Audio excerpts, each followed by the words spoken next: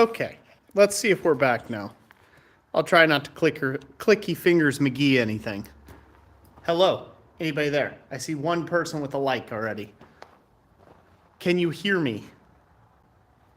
If you are here, comment below if you can hear this young old fella in the shop. Been a hot minute since I've done one on the live here, so yeah, maybe you won't be sideways. Hey, Dana. Oh. Hello, hello. Hey, Heath Miller, Craig Jones, hello. Vincent Lundman, hello. Cool, Roger Caldwell, hello, hello, hello, everybody. Good to see you. Everybody can hear me, right? Hopefully everybody can hear me. Like I said, it's been a hot minute since I've done a phone stream, and they changed a few things on the interface. Sweet. People can hear me. Shalom, Bill. Rigid Ironworks, hello, hello. 5x5. Everybody can see me and hear me. Good, hopefully. Yeah, so tonight I'm just in the shop, or I guess tonight. I mean, it's not really tonight. It's this evening. I'm in the shop. I'm going to be working on putting up some Christmas decorations in the shop and getting it all decorated for the Great Blacksmith Christmas giveaway live stream. So I figured while I'm doing that, I might as well take and talk to y'all and answer questions as we go, and have some people to hang out with on this fine, kind of cold evening, really. Eli, good to see you. Yeah, the face is shadowed. I could light that up easily. How's that? Better? Little harsh contrast, but contrasty light makes me look all mysterious. Well, hey Eli, well, keep your eyes on the road, sir, and just listen in. So, hey, Pumpkin Package Forge, good to see you. So, all right. So it's always kind of a bit of a big process, but fun to decorate the shop. As you can see, there's a lot of space above me that I have to, decorate and things like that. So got out the big step foot, the big step ladder, and going to go around and start decorating and have a good time this evening. But yeah, so we'll see what we get up to, see what shenanigans we get to talking about. But without further ado, I'm going to go ahead and start wrapping and decorating here. Now, generally what I like to do is I like to start from the left-hand side of the shop. And so this would be my perspective, the left-hand side of the shop from what you guys see in the video. So I like to start on that column there and wrap back and then come all the way around the back side of the shop to plugins and things like that. That's generally the route I choose every time I do decorating, to make sure that at least the camera presentation side, right, the camera presentation view that you all normally see, at least that much is decorated, just in case I get a bum strand of lights or something like that, or just can't quite make it. At least I have that available to me. So, where are you hanging the mistletoe? Nowhere. Oh, no mistletoe whatsoever.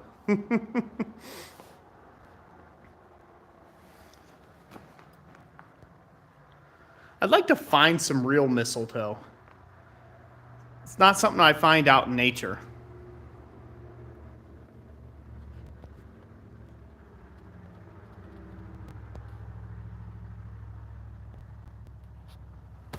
Hang some parsley. There you go. I could hang some parsley. Make it smell good in here, maybe with the, gosh, that's not parsley. What is that? Sage. Yeah, could do some sage. Hang some sage. Although I don't think it would improve the smell of the shop much. It's over the diesel smell of the tractor sitting in the shop and all the various other, things and the happenings in the shop. I doubt the sage and the mistletoe or any type of seasoning would be very aromatic and do any good whatsoever. So, all right, well, I'm going to get right to it. So I went out and bought some, not an endorsement of this particular brand or anything, I went out and bought some mini lights here. So I bought, what's here? 1,000 bulbs more of light, because you know what? More light, the better. It's always great. My goal is eventually to have enough Christmas lights in the shop and enough candle power in the shop that for the Great Blacksmith Christmas giveaway live streams, it can just be, I can turn off all the regular video lights and have it lit just by candlelight and still be good to go. So, oh, I like that idea, Bill. Burn cedar in the wood stove. Smells awesome when it burns. Yeah, I need to get a wood stove in here. But yeah, so this is a total of 51 feet. Total length, 50 foot of lighted length. So that's going to be fun to take and put up there. They always give you these extra bulbs. I save those. Just put them in a big package. Shaboom. Just like so. It's one of my favorite things on this season. I like to just the decorating portion. So it's so much fun to do it. Favorite part about the season.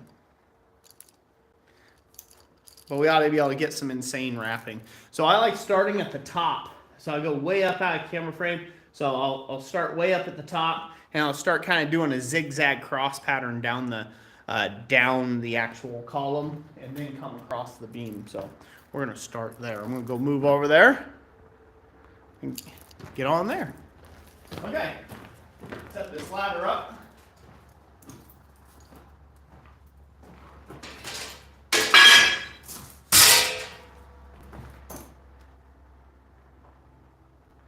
That out of the way.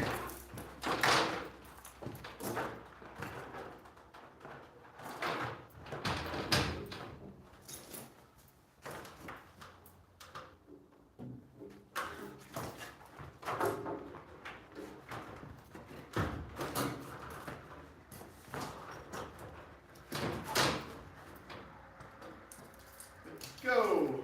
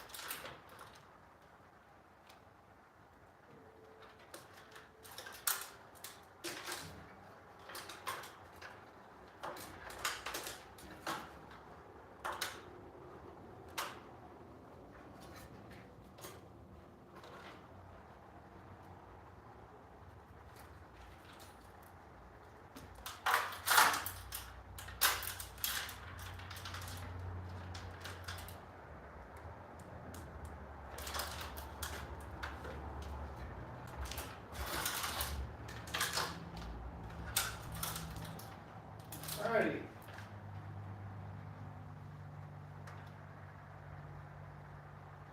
I think this will look awesome. Real quick test, can anybody hear me from here? So this is what it sounds like if I talk really loud from this distance. I'm going to come back and see if any of you can actually hear me now.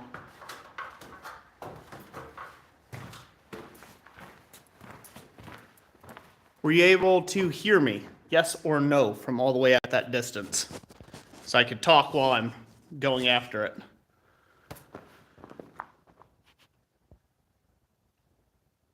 Yeah, Bill, something suspicious when you run across a blacksmith that doesn't have a wood stove.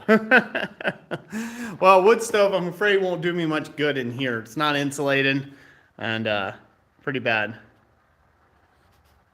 Okay, you can hear me really good then. Bill, 5x5 audio from the ladder. Okay, cool. Awesome. So as long as you guys can hear me really well from there. So kind of a technique that I've learned to do with these lights. So I leave all the screws that I've put in from previous years already right where they were at because I love them. I love the kind of the location originally. So I just leave all the screws left in. You really can't tell it in any of the other videos, but all the screws are left in from all previous years. And what I do is, if you notice that there are always 3 strands on those Christmas lights. So what I do is I actually open the strands up and I put it over the screw head and then go on to the next. And that's what retains it. And so that memory of that wire kind of closes up and collapses onto the screw shank itself. And then I can just keep going very rapidly and fast. So pro tip on hanging Christmas lights, that's a great way to do it. You just leave the screws in place and you just give the wire a little twist to open it up so you can slip the screw head between the wiring, and then it'll just kind of twist back on itself and hold everything. So that's the way to go. So, yep. So I'm going to get back over here, keep doing that as we go here. I'm almost down to a point where I can work. Not on a ladder, which is always a good spot to be in.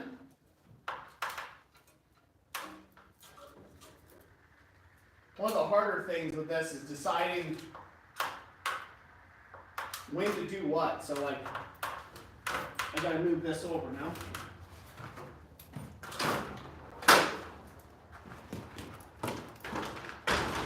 Move this out of the way. And drag them a little short yet. I'll go grab a little step ladder from the other side of the shop real quick.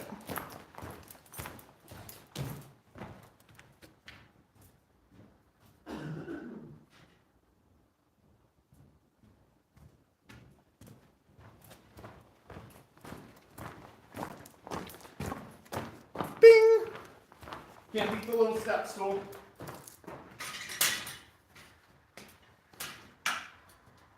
Although I will say that step stool wasn't made for guys my size. But I'm risking it for the biscuit.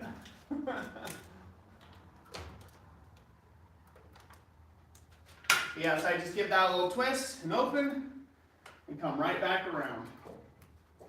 A little twist and open, put it over the screw, right back around. Now you guys can see why I use 50 foot of electric of lights. I can consume this up easily by wrapping these things in light. It does not take long at all to use up all 50 foot of light strands.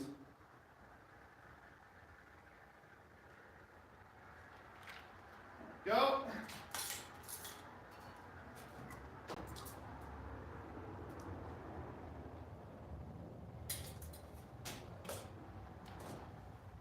Yeehaw. Make good progress.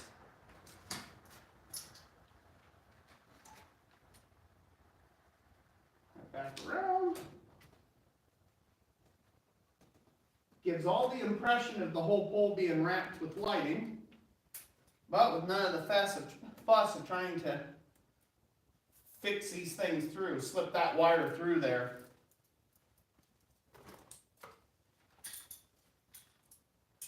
At this point, I probably used at least 25, 30 feet.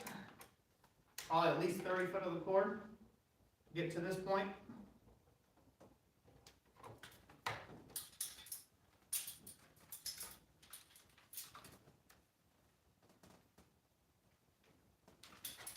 Now these lights here are white lights. That's kind of my favorite Christmas light, really, to be honest, is to have white lighting. It really is my favorite kind of Christmas light to enjoy. Let's see here. So looks like I'm missing a few screws. No comments, no comments. Missing a few screws from previous years. Then I came up with it.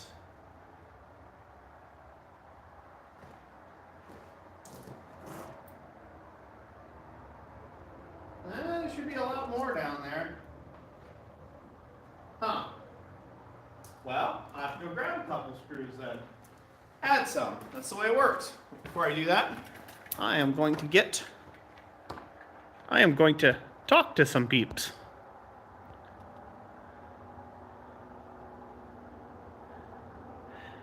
Yep, DeBaca Baker making Christmas. La la la la la. Cheap shot, Mike. Cheap shot, Mike. We are working, uh, decorating the shop. That's what we're doing. And yes, I am working pretty fast at Centered Ironworks. Yeah, white lights. I don't know. I just feel like they're really classy. Even as a kid, I was never one for the multicolored lights.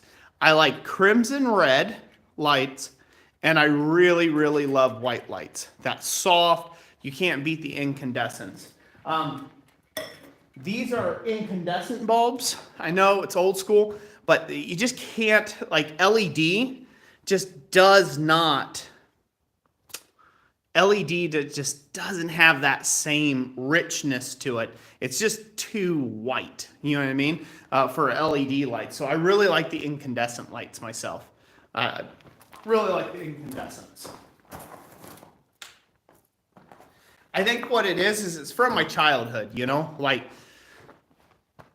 I just stick with what my parents did, and it was just enjoyable, you know? I don't know. I liked laying under the Christmas tree and just looking straight up with my head up underneath the Christmas tree, laying in a pile of presents and staring up into all them little white and crimson lights on a Christmas tree. And so I like those. My parents did do colored lights from time to time, but I just never thought they looked as good. I wasn't real big into that, or the strobing or the flashing kind of lights. I'm a pretty simple guy. I like it to be just clear, nice clear lighting. So so I'm moving along pretty good. Generally what I do is I will come down, and so I do the white lights for, 2/3 of the show up there. And then down below, I will go ahead and do some red crimson lights. And I think that's kind of cool. It almost kind of simulates like a fire in a way, like the coals and then like the bright yellow flame off the top. So I find that to be an interesting look. I like that. And then I'm coming back up, and then I come across this post down here. I may grab some more lights and put them up top along that upper bar, up along that upper support. I do like doing that. I haven't done it mainly because whenever you guys are seeing the Christmas stream, you're never seeing that second support up there. You're always just seeing this first support probably in the camera. If I could do it, it's usually cutting it off about right there from the bottom of my fingers to the top of that sign. That's usually what it is. So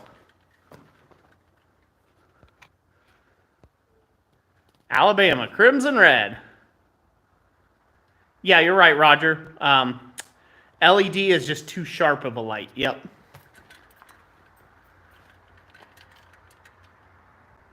I like that pumpkin patch. Yeah, Easter and Christmas visual if you like the white, silver, and gold.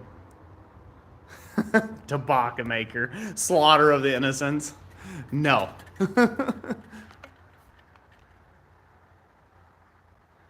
Okay, Evie and you have... Dana, you have flicker flame lights for our indoor tree. That's pretty cool. Yeah, a little flicker flaming. I like those.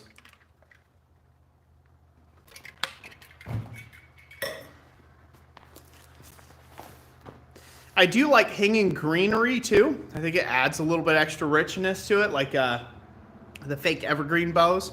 I do like that, like the garland.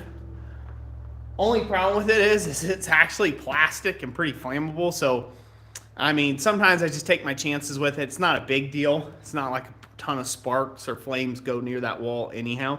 But it being that plasticky kind of stuff, gotta be careful with it.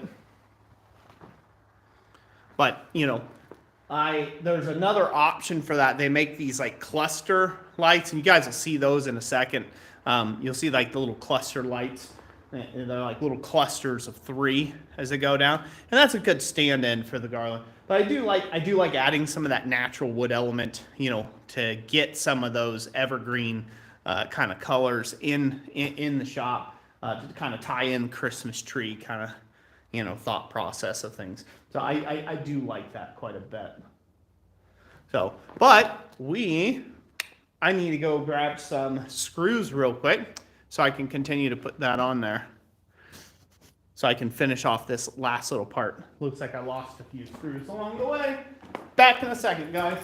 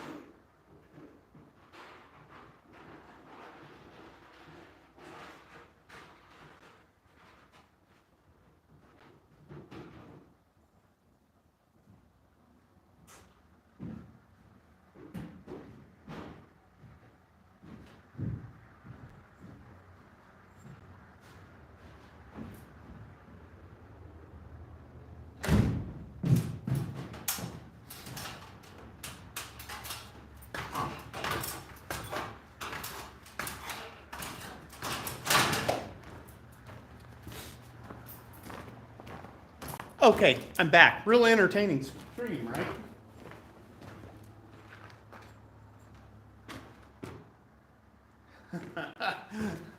Gotta get the right bit.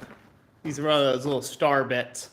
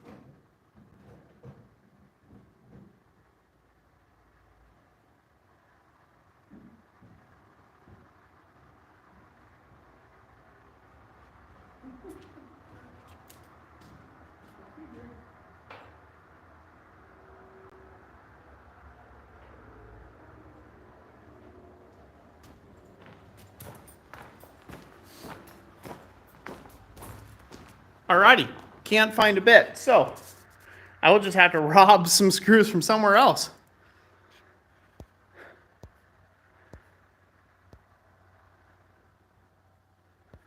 Rigid Ironworks. Where's Thomas? Decorating can be done one-handed. Yeah, he can't climb a ladder.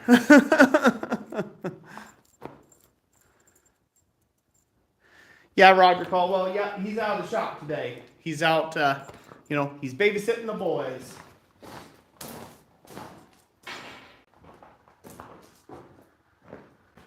Alrighty. Grab this drill gun, grab a couple screws out of them. Some lumber over here.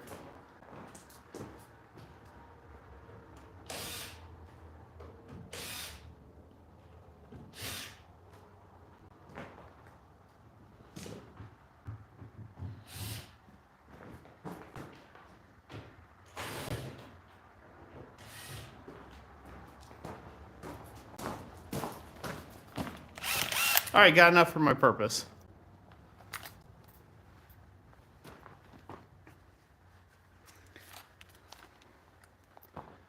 Yeah, Thomas is one of those guys. He likes to be full energy all the time. So this really slowed him up quite a bit, him having his finger crushed. He is one of those guys that he goes full bore all the time. So he does not even like to rest when he's at home. It's not something he likes to do. He likes to, you know, he likes to be going all the time. A little too much, in my humble opinion. Like, I'm always telling him, like, dude, you got to take and smell the roses, you know? Enjoy life a bit every now and then. Bring you all over a little closer. We're going on a ride. Sorry if that makes you all seasick. Oh. Add a few screws in here. Run here. Not to do anything too crazy. One back in here maybe. There you go. And maybe one back in here. Yeah, that looks good. Sweetness. And one down a little lower. And a little lower. There we go. Now you guys see how I do it. I just bring it right across to the screw I screwed in. Open her up. Put it on the screw. And then bring it right back around. Same thing over here. Around that screw post. And then back. Back and forth, back and forth. Basically how I get it done. But see, that's down low enough that I'll transfer to the red now. So I'll bring these white lights up, back up and start them that way. That way I can use the one plug-in and just continue my chain all the way over. And, you know, get these to connect together. Make things look really nice.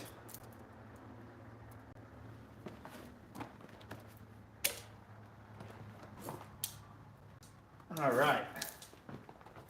Roll this up here. Cross this back over to some random point.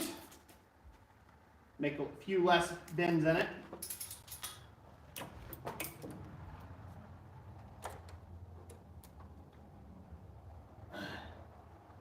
And voila, that's up. I've got this. I can open up another box and I can decorate across. And then I can bring the next light strand all the way down and do the same thing on the next post. I'll work out pretty all right. Pull this over. A bunch of screws in here as well.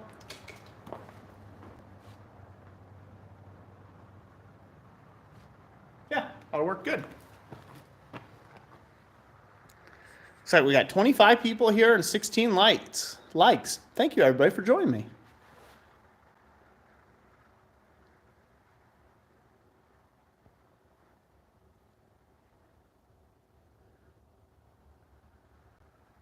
No, wasn't part of Roy's guillotine tools he hit.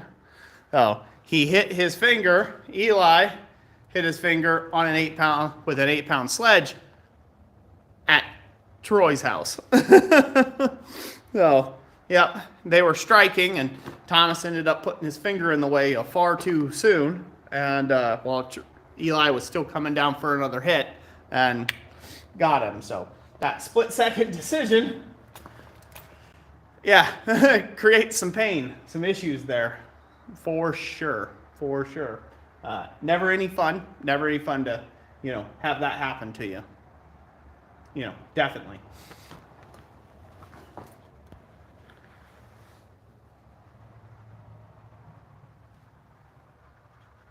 Yep, know where your hand is for sure. Hey, you plug them in to make sure they work before you hang them, huh? That's a smart choice. You should probably do that. Let me unplug these. They work. They look pretty. That's a smart choice. I should probably do that.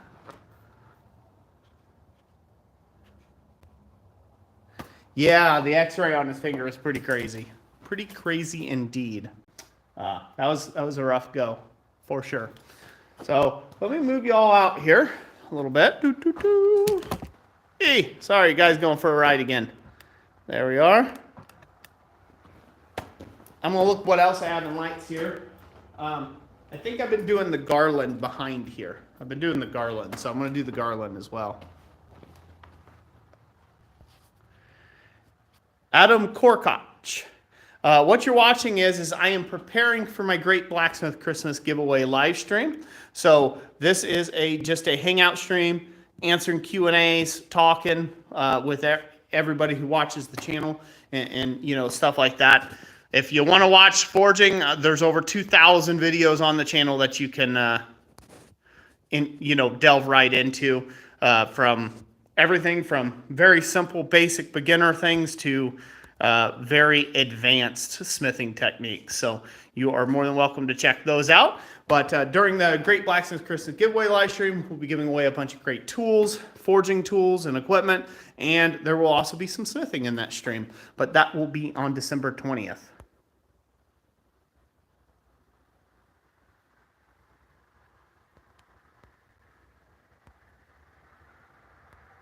But welcome anyhow. So, and welcome, Adam, for being here for your first stream. Sorry there's no smithing tonight, but you know, it's just a decoration. This is not a normally scheduled programmed live stream. This is just where I get to hang out with y'all and chat it up, answer questions, that sort of stuff. And I needed to do the decorating in the shop anyhow, so win-win, right? Can't ask for better than that. Oh. I'm a guy who loves Christmas. I got a lot of Christmas stuff. Gotta see what's in here. See what I want to hang. Got tons of Christmas lights. Got a wreath. That'll go over in the shop.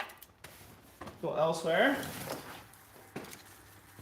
And we have our garland. So we're gonna use this. So we're gonna use this out here. I think we'll start this one over this way and then continue with the garland. I got more garland to go that way. Oh. All right. You don't see that? Yeah, you can see that corner. So. Let me see here. Woo. And I'll have to check to see if this stuff actually works as well. Don't have a ton of garland. I do have a little. Well, let's sit here and take this to the corner.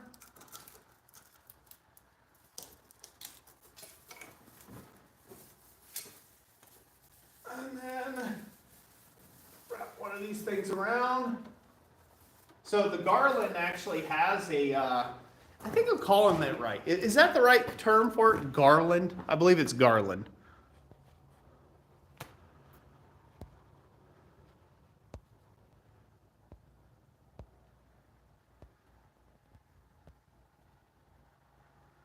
Okay, Adam at Speargrass is also live. I did not know he was live. That's cool. If you guys want to go to hang out with another cool Smith, an Aussie Smith, Adam at Speargrass Forge. He's a big supporter of the channel. He's pretty cool. Cool guy to hang with. Yeah, the guillotine tool. Yeah. Promote the double bay or the single bay guillotine tool with the lever action. Saying if you use a lever action guillotine tool, you don't have to worry about your hands being in the way. All right? So, lever action guillotine tool. That, you guys make it an easy job for me to market this holiday season. All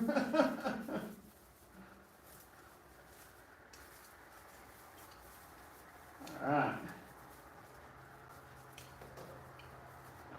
Do that.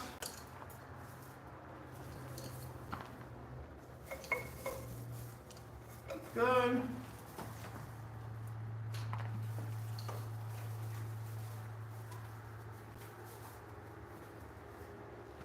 Do that.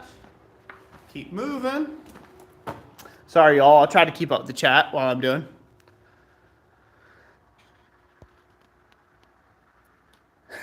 He's hammering. You got both running. One's hammering and the other one's talking.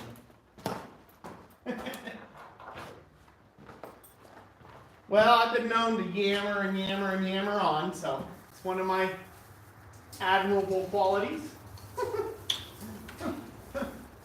Take that however you will. Maybe it's not so admirable, but it's what I do. Sweetness, get that going.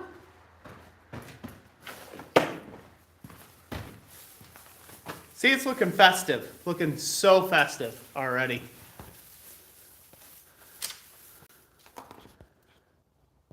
Awesome. By the way, everyone welcome Adam Korkach. Is that how you pronounce the last name? Korekach. Everybody welcome. It's first time to the stream, so make Adam feel welcome there.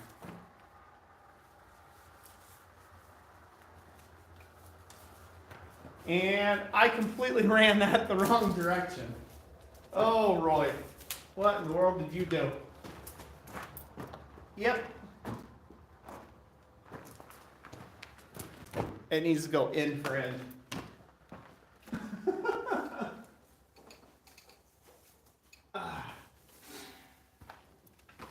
Another reason not to have a bunch of fancy fasteners to get this thing all locked in place.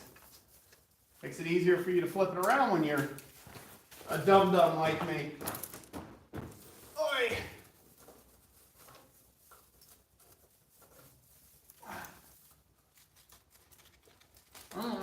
There we go. All right, all right.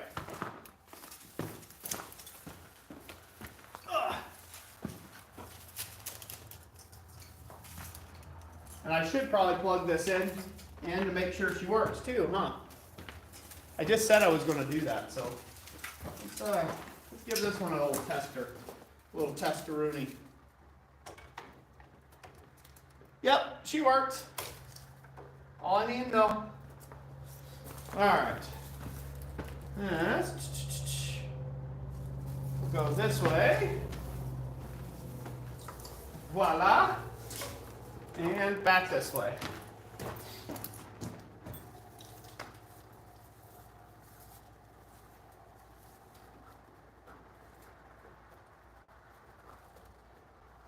I do plan on having even more garland, by the way. So, even more lights in the stream. So this is definitely not the end of the the lighting situation. There's going to be a lot more lights than this. Just y'all wait and see.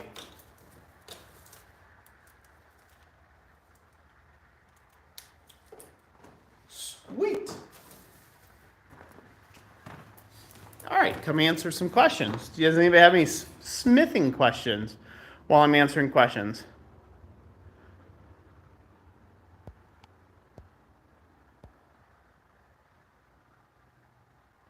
Roger Caldwell, I do not hang ornaments on my garland. Would be neat to do so, though. Hey there, Mama. My mom's in the house, Angelie Adams. The woman who I escaped from has shown up. Hey, Mom.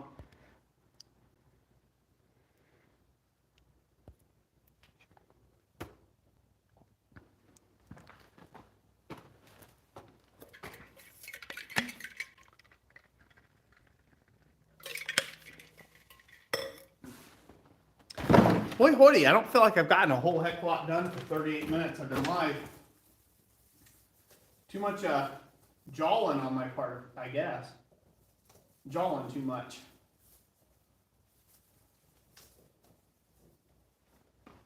Or something like it.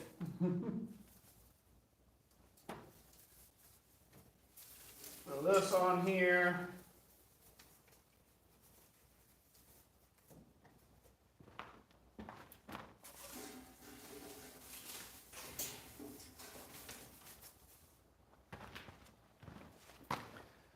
Doing some decorating.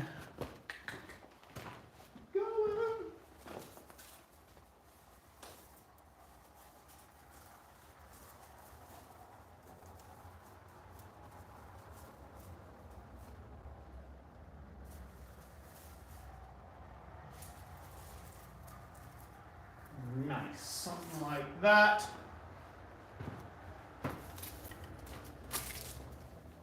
This, keep going. Carry on the tradition. I've got some pine trees. I've given it some thought. Would it be cool? Would it be cool? And I may just do this. Would it be cool to go and cut a bunch of pine boughs and put pine boughs up here instead this year? Instead of the garland. What do you guys think? Or maybe even to tie it to the garland, since the garland's already pre-strung with lights. What's your all's vote?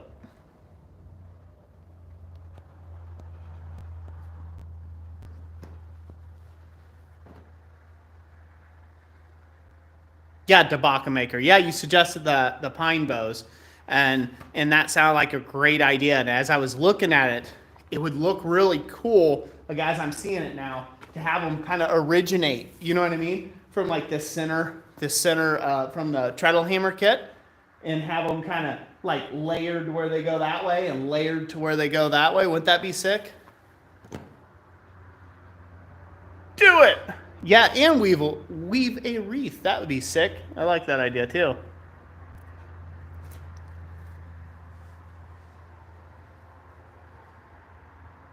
Okay, everybody likes that plan. I think that's pretty cool. So I'm gonna have to definitely do that, because that's too cool not to do. And you know, they stay green for quite a while too. So I mean, at this point, they'd be green for a long time before they turn brown. Even, you know, as like even if I put them up there like that. So yeah. So yeah, I like that plan. I think I'm gonna go with that plan. That sounds really great. I'm gonna continue doing what I'm doing right now, though, the way it is, and we shall see what we come up with.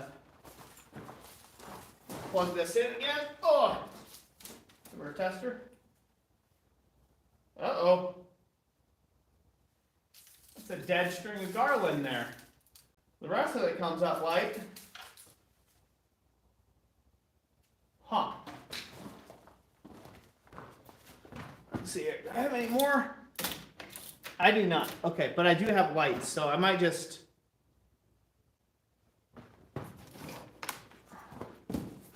say to heck with it. Nah, that's not it.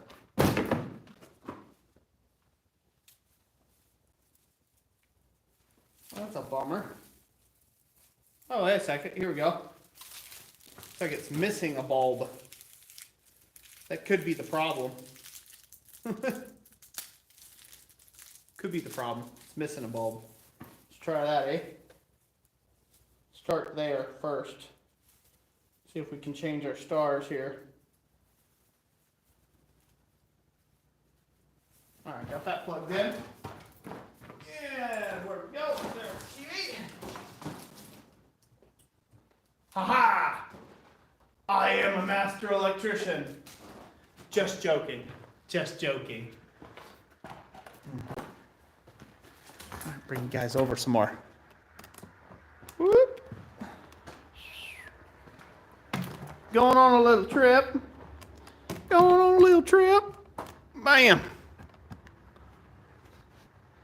Pine cones and handmade garland. That might be the new... I do believe that's going to be the new thing every year now. Like a tradition. Yep, I can always get more. Way better than fake garland. That would be fantastic. Sweet. Pine cones. Yep, I got pine cones too. I like the painting them idea. That's pretty sick. I like that. I like the idea of doing that.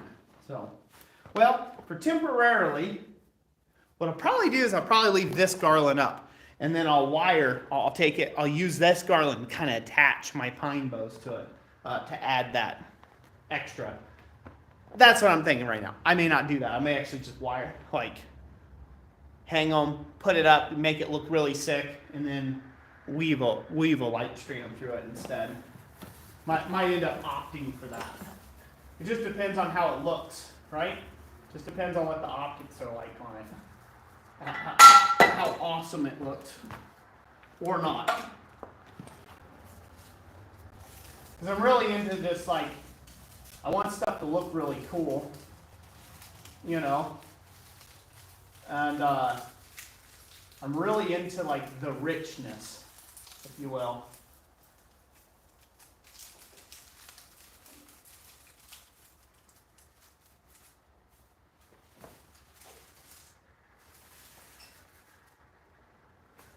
Really into the shop looking really rich and beautiful and cool with tons of light.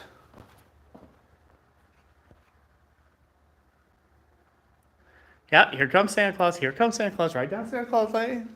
Check your bulbs. I'll check my bulbs again. Always check the bulbs. Probably stop putting that on the floor. Yep. She's lit. She looks good. Keep on going.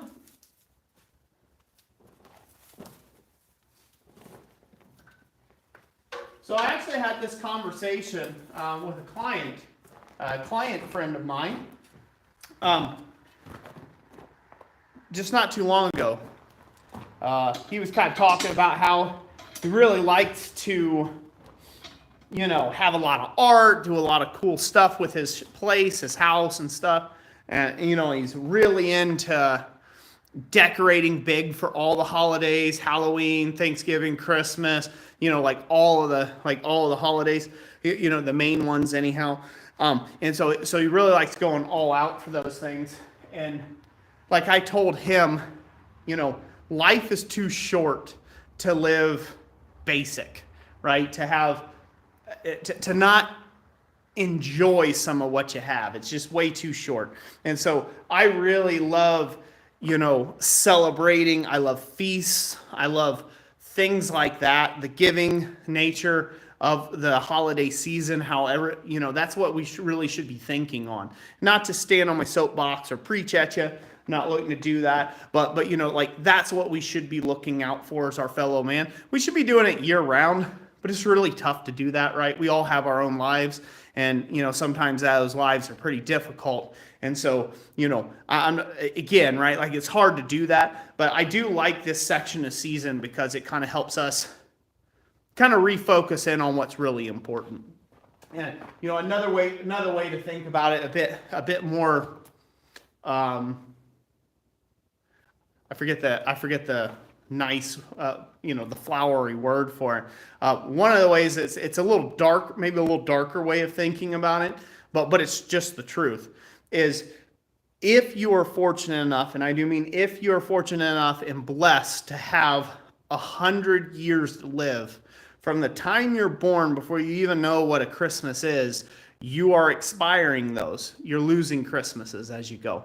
And so any holiday, put whatever, birthday, holiday, you name it. As human beings, we'll always like to think that we're adding on, but we're not. We're reducing from, right? So we really, birthday should be like, hey, you start at 100 years old and you go to 0, right? Because that's how life works, right? You know, we count up because it's more positive to think that we're gaining things as we, you know, we're gaining life, but we're losing time, right? That's the real thing. So, you know, the average, you know, if you think you're, say, you know, say if you're 50 years old, right? At 50 years old, at that standard, say if you had 100 years, that means you only have 50 more Christmases. And that may sound like a whole lot when you start talking about years. 50 years is a long time, but 50 of something isn't really a lot, right? 50 of something is not really a lot. And then, you know, again, averages, you know, the average lifespan of a human male is, you know, of American male is about 70 years tops, right? So that's, right? So the closer you are to that number, right? So you have 70 Christmases. I'm 36 years old. So like I literally, right? Like I literally only have like half of my Christmases are already over, assuming I only live to 70. So, and you're never guaranteed tomorrow. So I love feasting. I love looking towards others' needs during these time of year. And it's just how I look at things. And so that's why, man, Decorate up, man. Be as foofy with it as you like. Put those annoying Christmas things out in your yard and annoy the heck out of the neighborhoods, and they think you're a kook. Who cares, man? You only get so many. You only get so many Christmases to be kooky and go, sing off key when you go to carol somewhere, right? Like, it's worth it. It's just what I'm saying. It's worth it. So whatever type of thing you like to enjoy doing, whether it's like if your thing's Halloween and you just love then throw the biggest Halloween bash as you can. Because again, you don't ever know when you don't have any more, right? Same thing, Thanksgiving. Sometimes Thanksgiving is people's thing, right? Celebrate it, man, with as much vigor and fervor as you can, because it's worth celebrating the life that you have. Not everything's perfect. Not everything's perfect in the world. Not everything's perfect no matter what economical background you come from.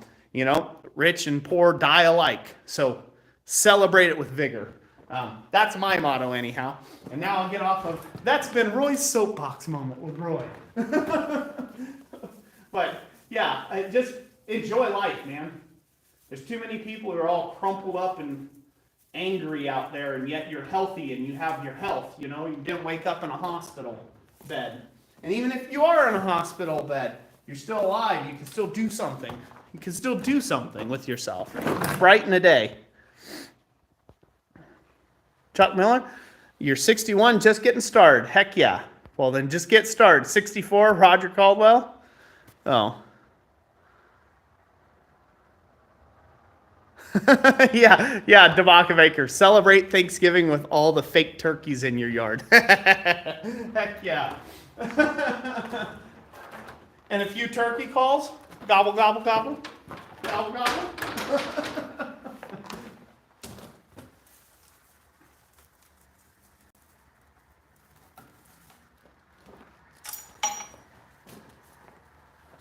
All right. We are really getting some places with this. I'm enjoying it. This is going good. All right, got that garland. Keep running this over. Ooh. Come on, you. This is like cheap garland, so it's a lot harder to work with. I don't like it near as much. It's not as nice. I have to do another Christmas light bundle check. So I need to wrap out the treadle hammer kit next. And then this post. See what type of lights we got. Oh! Sweet! It works.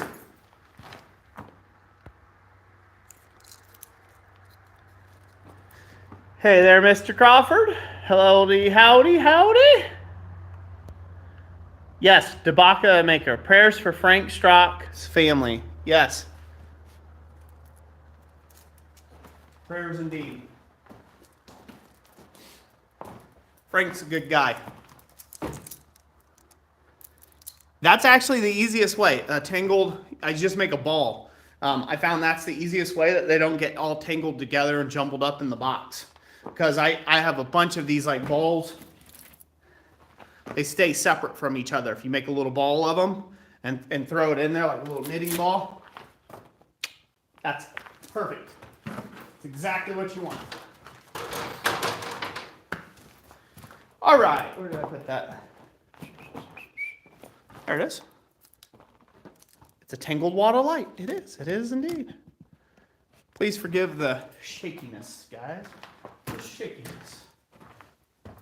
One of the things I love about, just one of the biggest things I love about Christmas lights is how there's just no wire nuts, there's no cutting and wiring and this and that. You just kind of, you just like plug it in random things. It's like totally not, it's almost like an electrician's nightmare.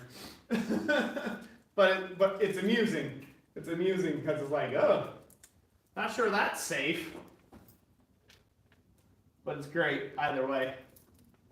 The other thing about keeping it in a little small ball form like this, you can come along and like when you go to start putting this stuff on, like I'm doing now, you can hook it keeps it smaller and you don't have to thread it, right? Like I can just work this right through somewhere, and I'm not trying to grab the end and pull a bunch of slack. I just unwind the ball as I hook and move the lights around the piece. See? Just like so.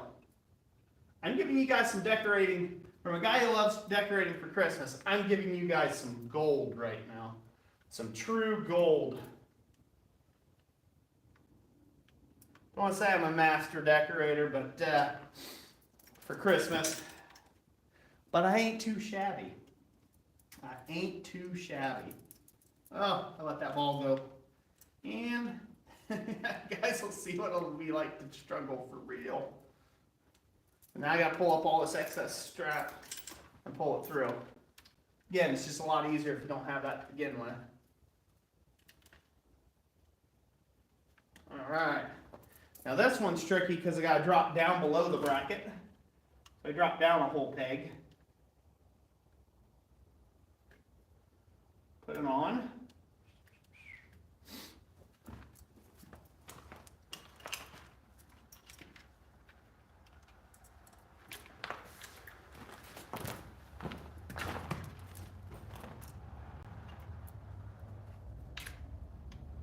All right.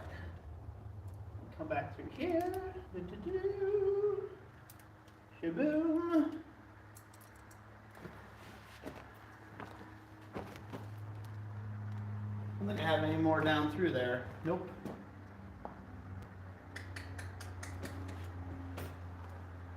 Yeah, I usually don't decorate it down any closer to the floor. Or did I? Oh, I know what I can do. I can wrap it.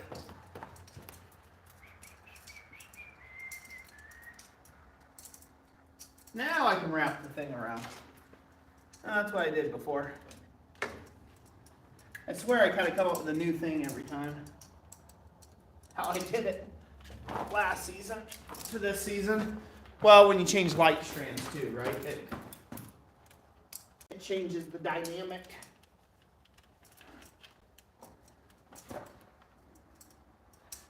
I might be the only human being who likes to wrap his equipment with strings of unregulated lights.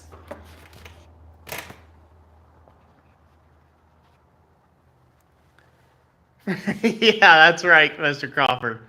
Who has Christmas 12 months of the year, says he's no master decorator. They actually are. They're surprisingly, like, they hold up well. So I use this for, well, so my shop will be decorated like this until at least May. So end of April, early May. And I use this treadle hammer all the time. So it will definitely still be good to go. Should be. Should be good to go. I don't think I need to plug any lights into that. That should be good. All that should be good. Let's power it up and make sure.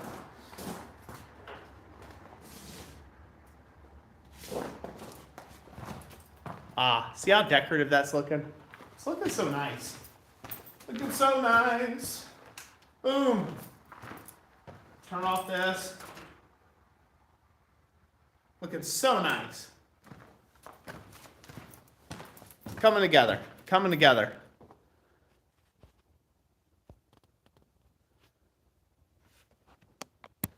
Yeah, Tim O'Connor, you got one. Hello, hello. Good to have you.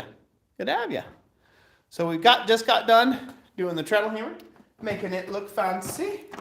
Fancy pancy.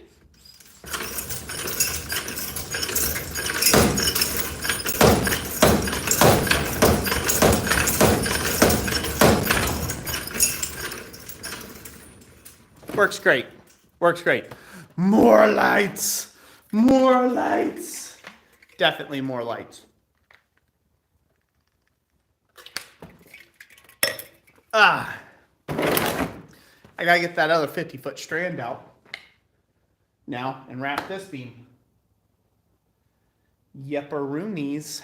Yepperoonies. Ay, ay, ay. Unplug that.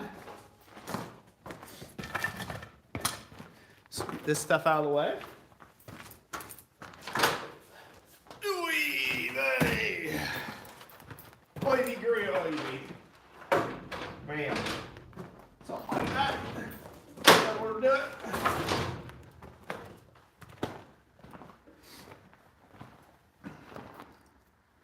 Nope, not changing colors tonight. Just got it as a fixed green.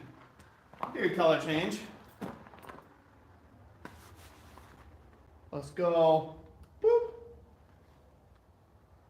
How's that? Better?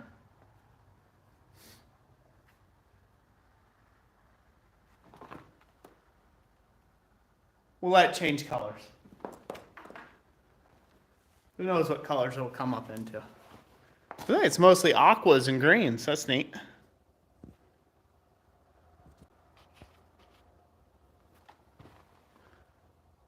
Yes, need some Christmas music. So, if you want to have the ambiance of Christmas music while I'm decorating, please feel free to play some at your home address.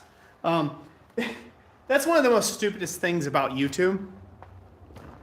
You can't be a regular human being, so you can't have music. Like, it'll flag your videos if it hears music coming from a car that passes by. If it hears music, like, if motorcycles blare music as they go by, I have to edit that out, because if I put that on, it'll flag it for a copyright strike.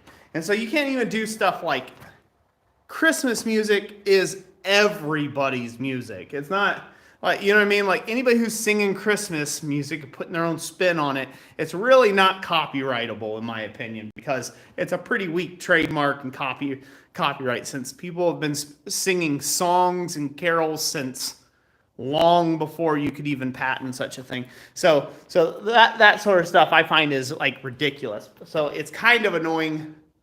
It's kind of annoying that I can't just be jamming out in here and have a cool stream without it getting flagged, for copyright issues. It's definitely irritating. Makes Roy an unhappy boy. Because I like decorating to Christmas music as well. All right. I'll take y'all for another little ride. Woo! There we are. Yep, turn on your own music. Because unfortunately, the YouTube censors will not allow us to play it without flagging us ridiculously so. Does this look high? Look, Mom, no hands.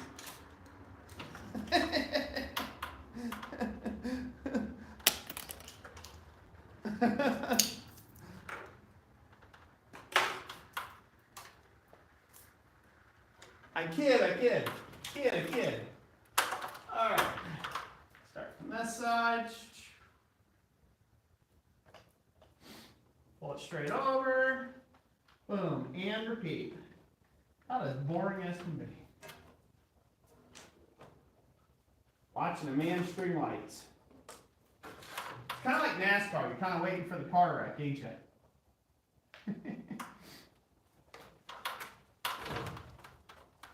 Don't lie.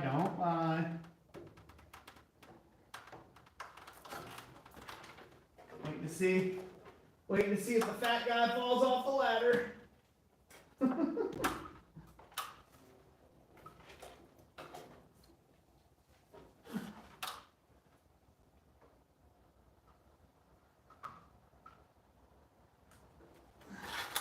If Roy falls into the shop and no one's around, does he make a sound?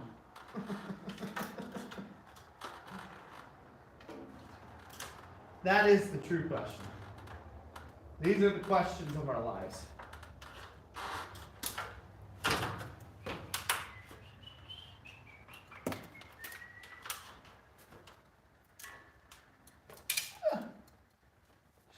Stretchity. Ratchety. Bam. Okay. You know what I'm not doing? I'm not checking them for color. I should, huh? Yeet. So what?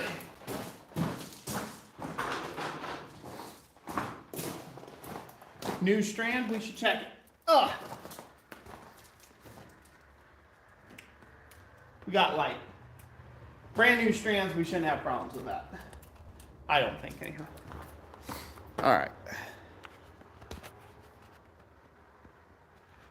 27 watching, 28 likes. Thank you all.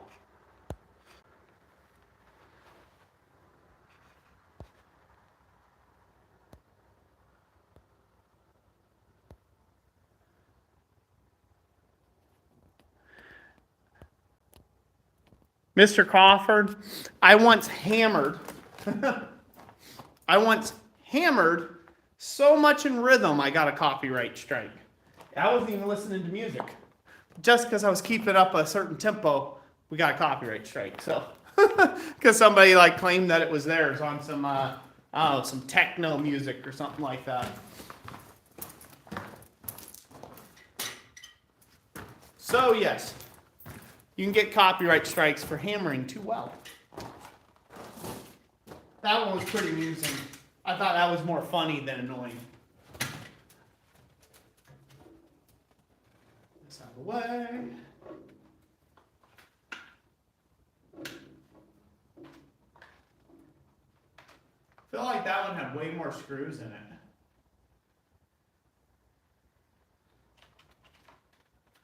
Need to rectify that on this one.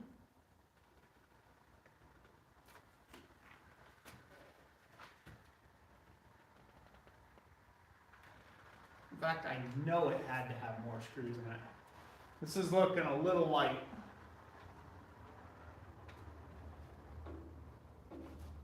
Must have took the screws out for some reason.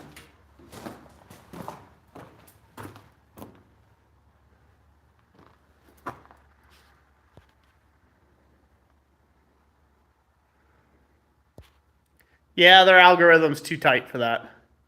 Redneck Forge, cool. Getting ready for deer season.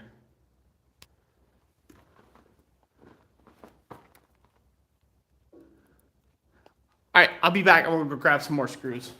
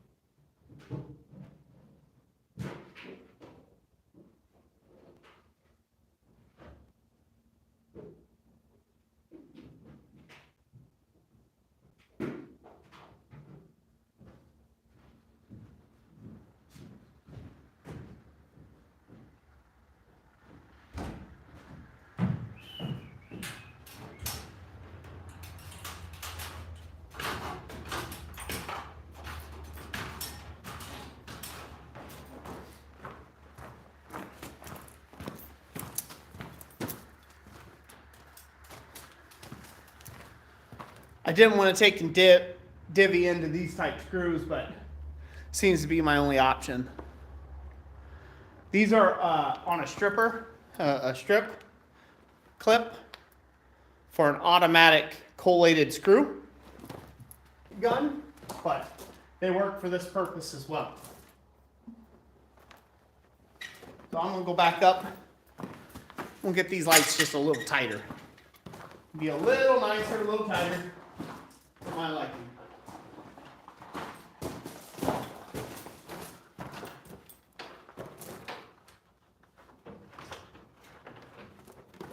Good.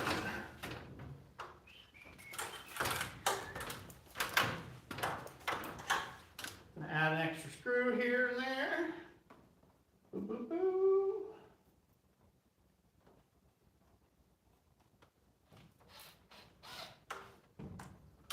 Go. There. Back and forth.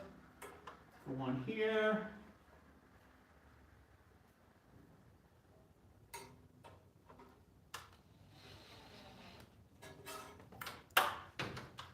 One back.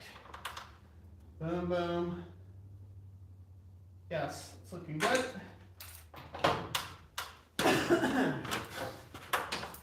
Can you all see this all right?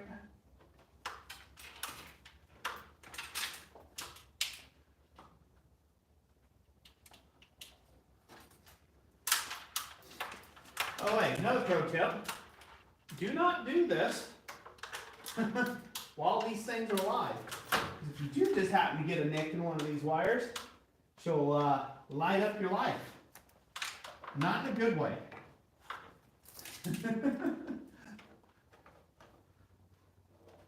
We're talking about the painful sort of way.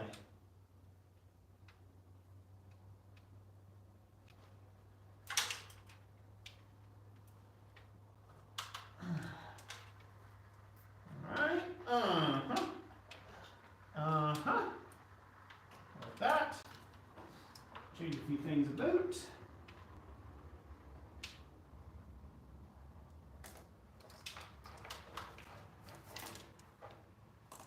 Who would have thunk it? And this is what it takes to light the shop up all pretty for Christmas. I'm going to be doing this for a long time to come, though, so because this is what I like to do. I like decorations.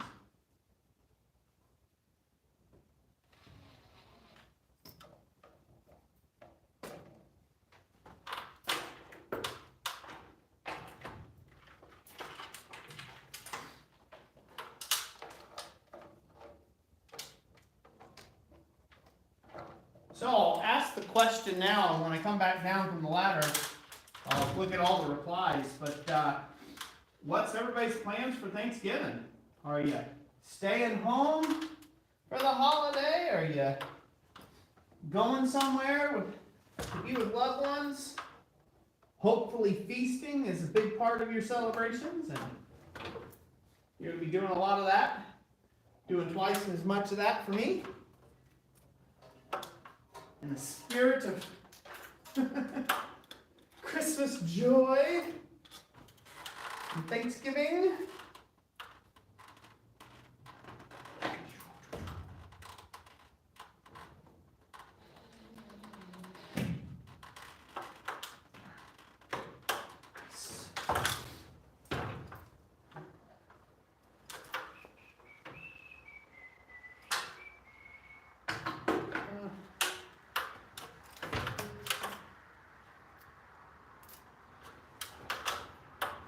Take a break here in just a second.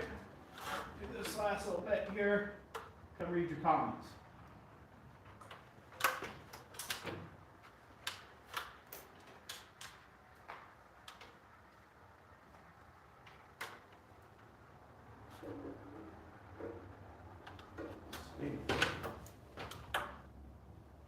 Okay.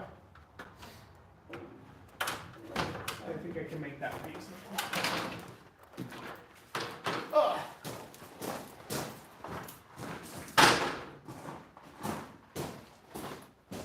That's a lot better. That's looking better. I like that better. It's a lot tighter. So it's nice.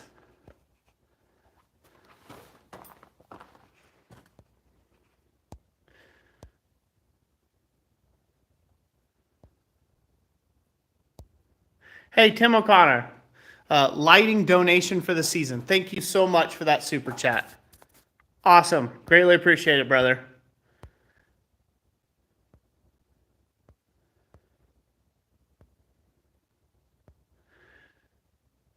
Roy, you should forge some nails. Yes, that would be fun.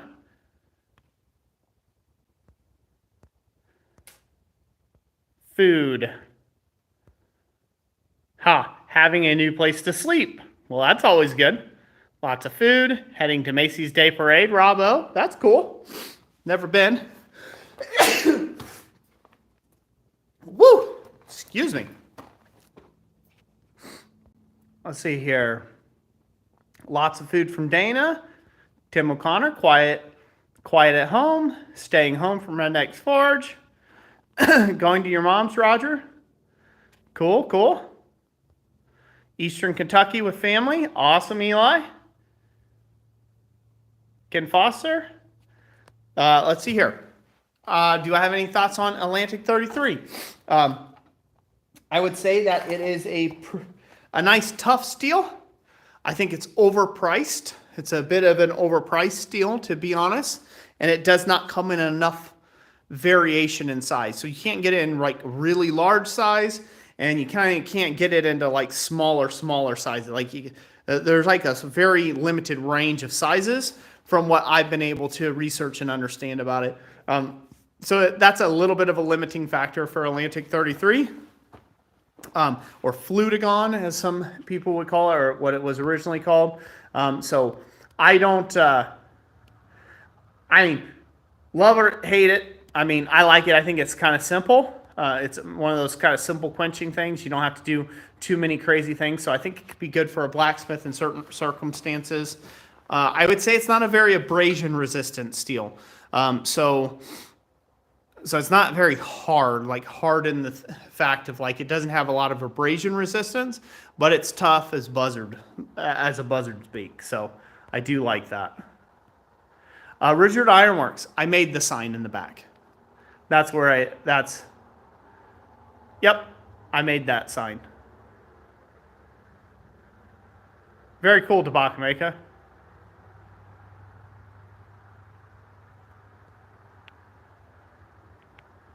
Yeah, Dana, do some nails to hang the lights. I mean, they'd be permanent that way. I make Thanksgiving breakfast, then is over. Howdy, BS Forge.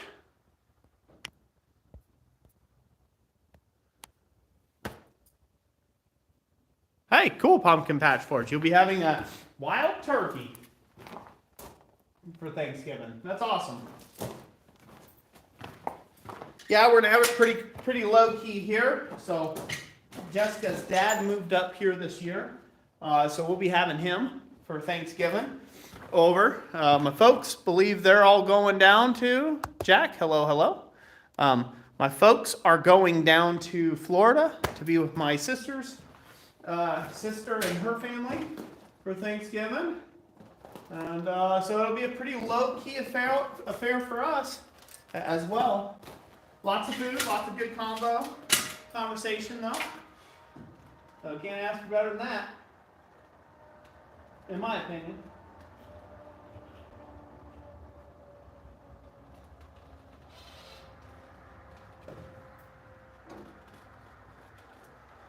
Go. And I'll screw into this here somewhere. Sure.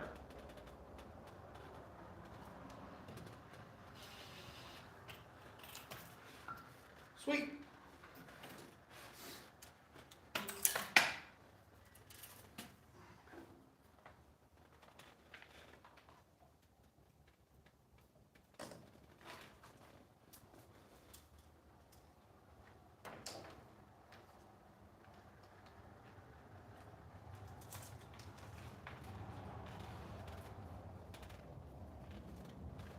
Easy.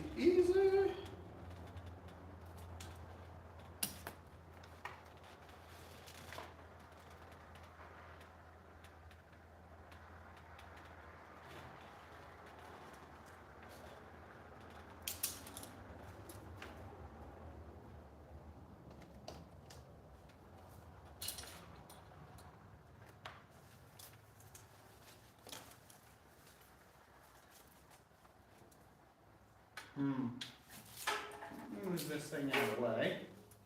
Time me until I get this post wrapped. Out of the way. What are you doing? Out of the way. What's the big idea? Ugh. Get another screw in it here. Oy.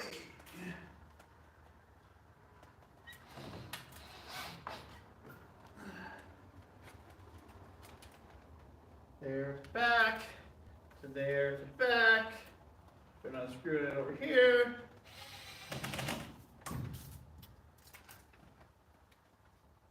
And I think that ought to be all right.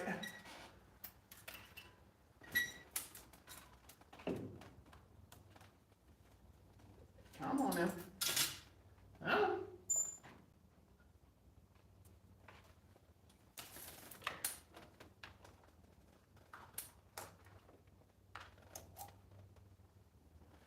I feel like this one's went a lot further than that other one for some odd reason. But I just really just don't have the amount of screws as the other one did, or what? I feel like this one's just went a lot further.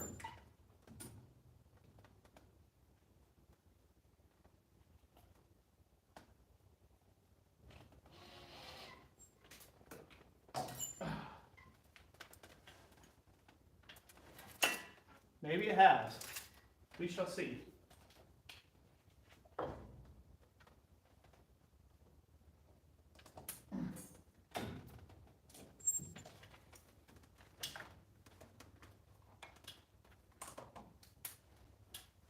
Might have pulled it tighter. I think that might be what it is. I think I've been pulling these strands a little tighter. And so on the other one, they were more loose. These are pulled just a little tighter across there. I think that might be the trick to what I'm seeing here. Night, Jack. Take care.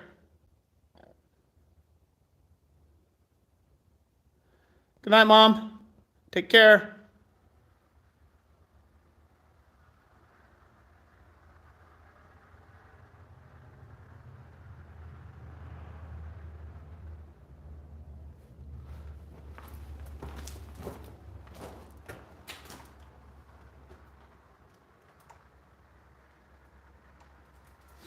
All right.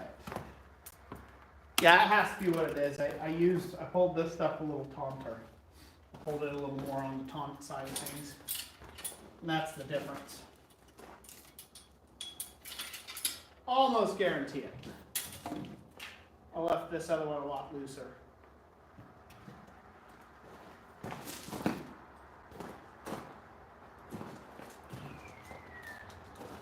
Pass this through.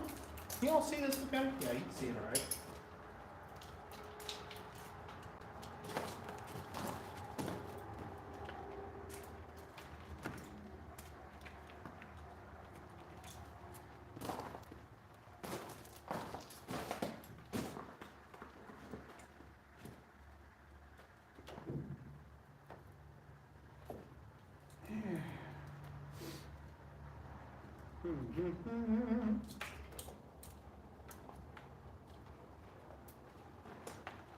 Oh, yeah, I'm at that turning point where I got to go back up through now. So wrap this down low.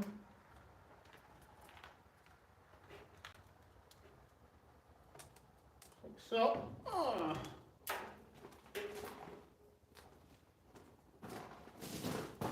Around the bottom.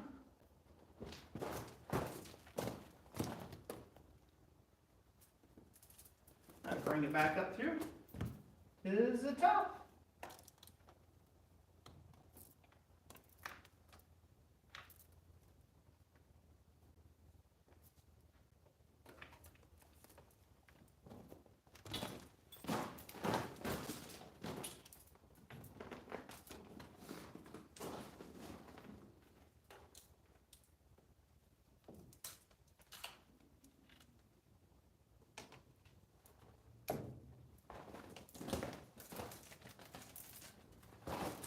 Back through.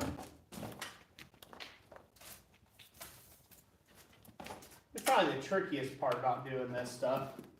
It's just that it's not very conducive. You know, these type of lights, they're kind of a pain to run. You don't have the right places to put them. There we go.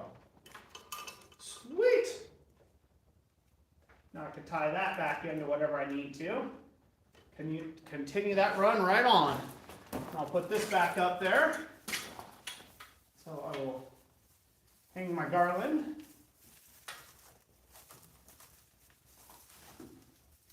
Come on, you.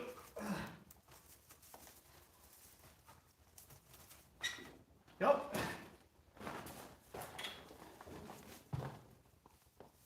Bring it along.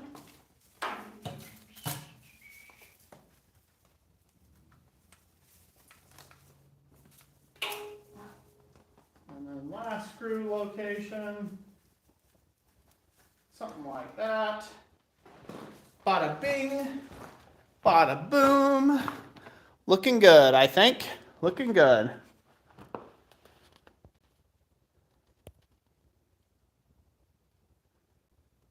Go herd them cats, Tabaka.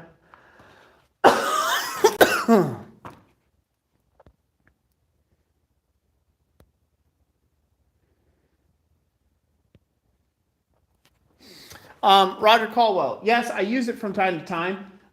It's not as low as you might think. That bottom piece can slide up or down. It was just set out a little bit for other projects, so it's easier to have that instead of having it up here, hanging it as you crank. It's better to have it a lot lower to, in my opinion, get a little bit more oomph on it if it's a little easier to crank.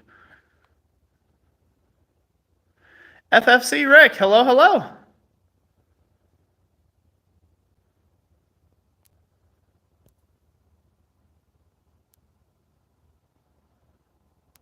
Vineyard Farmhouse. Right now, I'm not sure whether I'll actually be able to do that or not at the at Bar Run Forge's gathering. I've been invited.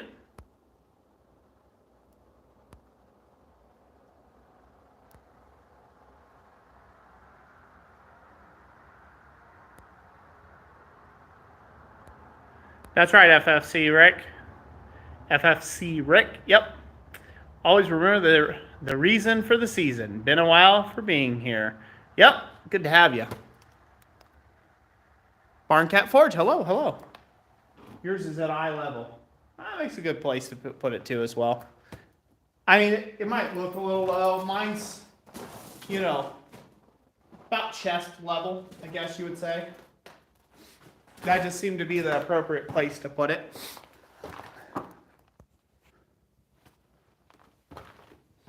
All right, we should check this. We should check the electricals on this. Let me get this set up. And one plugged into the other. Get our little extension cord here.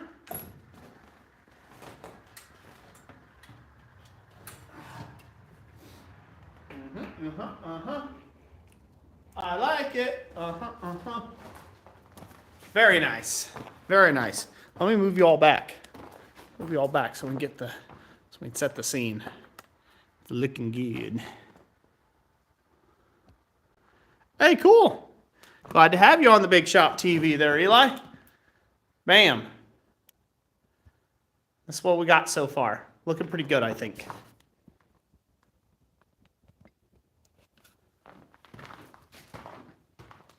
Voila.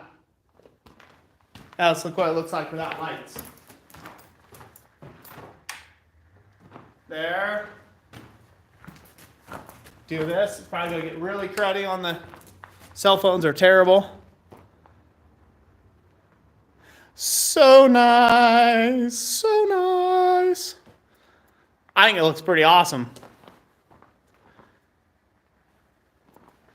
Still got to do a Christmas tree over there. Yep, still got to do a Christmas tree over there. Still got to wrap the bottom of the post with red lights. But I mean, that's flying. That's looking pretty good. I probably won't get this all done in one evening because I just got so much more to do down around, around the corner and whatnot. But I think that looks pretty sick. We should light some candles. So let me light that. I'm going to turn this light back on. It's amazing how much that light bleeds out, like cuts out the on the back. I'm going to grab some red candles and I'll put those in there too as well. And that way we can see what it looks like with the candelabras. I think it'll look sick. Yep, got to add the candles.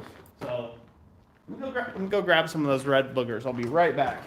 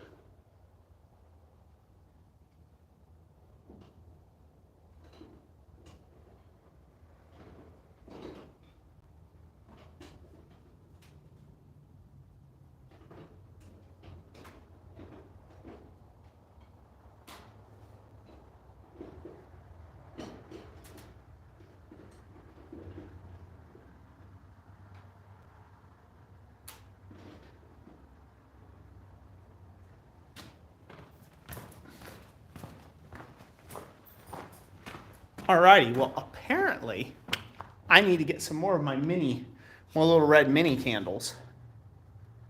But I can make some real quick. Real nice, real quick like.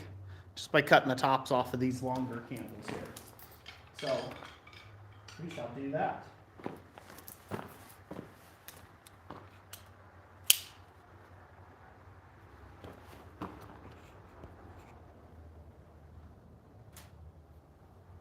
Very cool, BS Forge. Rigid Ironworks.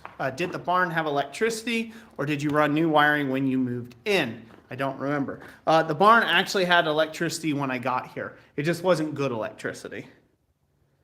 So yes, it had electricity, just wasn't great electricity.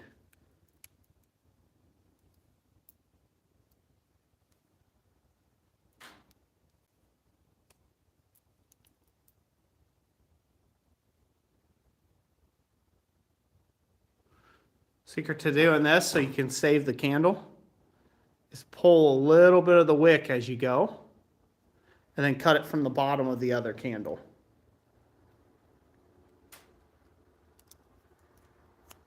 That way you still have a bit of wick there that you can light this candle off and you can maintain and you can get some stubbier candles out of the ordeal. So, and then I'm going to shape these up so they fit in my traditional style candeliers.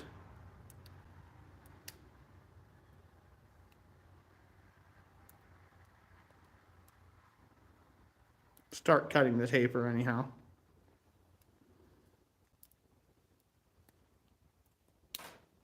There.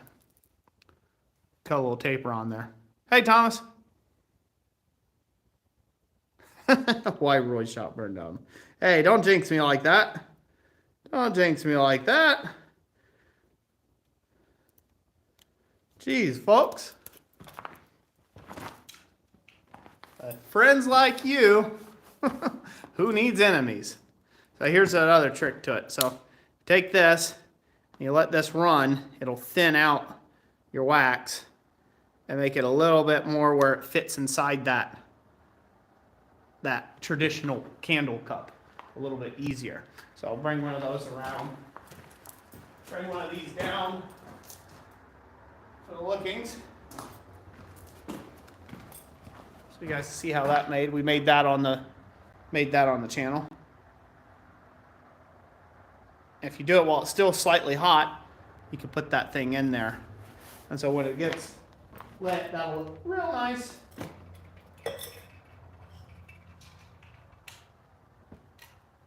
All right, next one.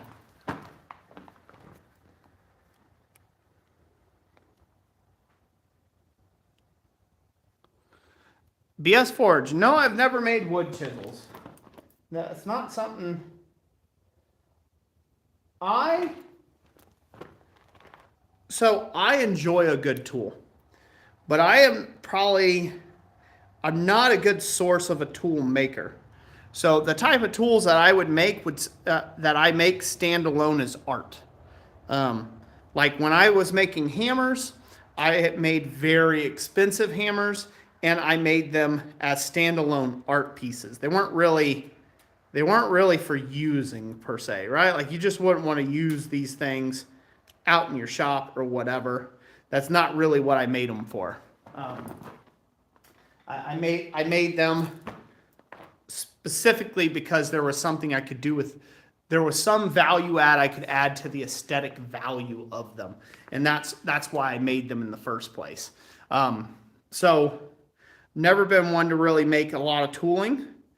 I enjoy a good tool, but a lot of my tools are just kind of function over form if I make them for myself in the shop, if they're going to be like a working tool, like an everyday working tool. And so I've never really gotten into the full beauty of tool making and really gone down that rabbit hole, so to speak, where I'm just like, yeah, just making tools for other craftsmen and stuff like that. I find the whole process to be a little bit drawl. I don't like to, can be a bit boring, the hardening and heat treating and all that. That sort of stuff just doesn't really do it for me, so to speak, right? Everybody has their kind of little preference, you know, of stuff they like to do and don't like to do. And for me, tool making is not a huge one on my priority list. So, and I think that comes from the fact that ever since, you know, ever since the starting of my forging career, okay, ever since the start of my forging career, I have been in service of some other client for the most part, right? Like making some decorative item for them, whether that be a knick-knack or a gate or a railing. I've always been in service of that. So a lot of the good night, tobacco maker. Thanks for coming out, buddy, and hanging out. So a lot of the, how do I say, a lot of the tools that I have in my shop aren't the prettiest. They are practical. They're just meant to get stuff done for a job, for a particular client. Might have been used once, might have been handy enough to keep around and use a bunch of times. You know, so there's a lot of temporary tools when you're doing the architectural smithing side of things, or small scale architectural or home decor type items. You end up with a lot of like one-time use tooling, and so therefore you learn real quick. There's no money in sitting there and making a bunch, right? You know, putting a bunch of fuss into your one-time tools. So yeah, so it's not something I've ever really got much into, doing the tool making. I know that's a long-winded answer, but it's just kind of how it is for me personally.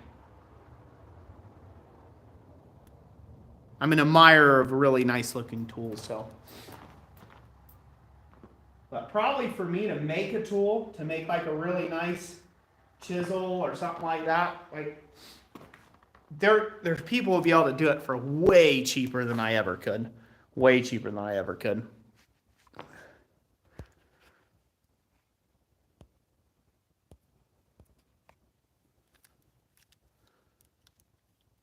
Again, thank you for being around, Bachmaker. Thanks for coming and saying hello.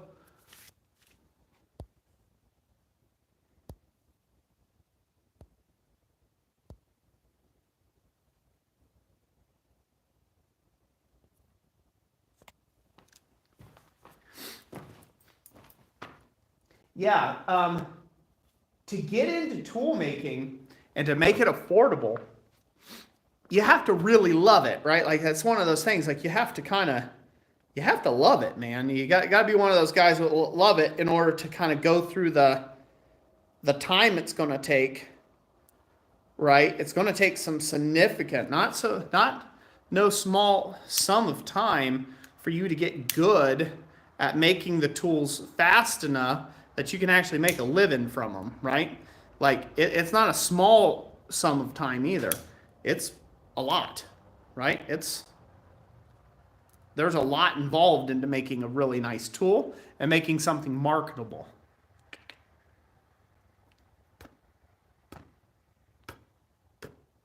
Nice. So in order to make a tool fast enough, you have to really love getting into it. And it can't just be a little hobby side endeavor for you, like it would be for me, where, you know, I want to make it occasionally for somebody, because there just wouldn't be any money there. I have to watch myself on that. There we go. Got those lit. Doesn't that look sick? I love those things.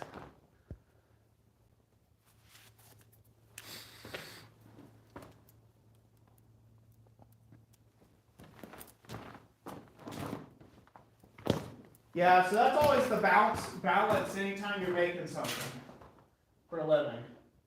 You have to balance out, are you willing to embrace all the dry times and all the lost money that you're liable to have and all the inefficiencies? Are you willing to survive all that to bring a product to bear, to bring a product to market?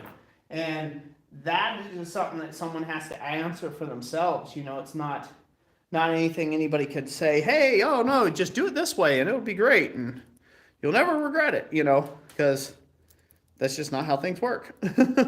You have to kind of decide for yourself if that's something you really want to get into or not.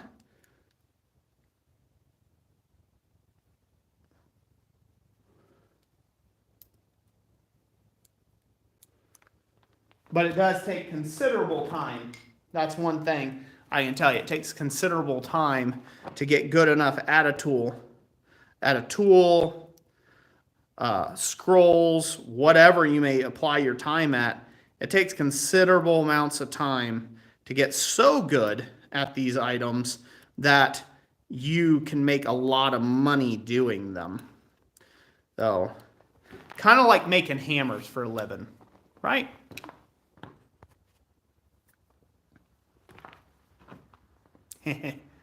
Yeah, so kind of like making hammers for a living. Guys that have their entire shop set up for making hammers, they're set up very efficiently for doing that one task.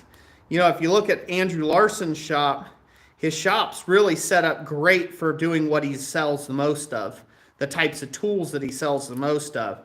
But it's kind of a terrible ornamental shop. Like, it's really not set up very well for doing ornamental work. That's really, shop's not set up great for that. And that's not a dig at Andrew. It's just, he knows his business. He knows what tools he's going to use and why.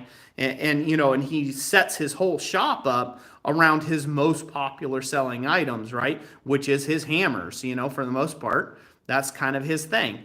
And so he sets up, rightfully so, he sets his shop up to suit the things he's selling the most and how to do that as a business. And so that's just smart, right? That's just called being smart about it. But if he were to try to undertake making a gate, right, his shop is set up terribly for making gates. There are speed shops that make speed rails and gates, they have huge tables to take and lock everything in, layout tables, fixture tables, you name it. Huge amounts of staff, and they can knock out a gate in a month.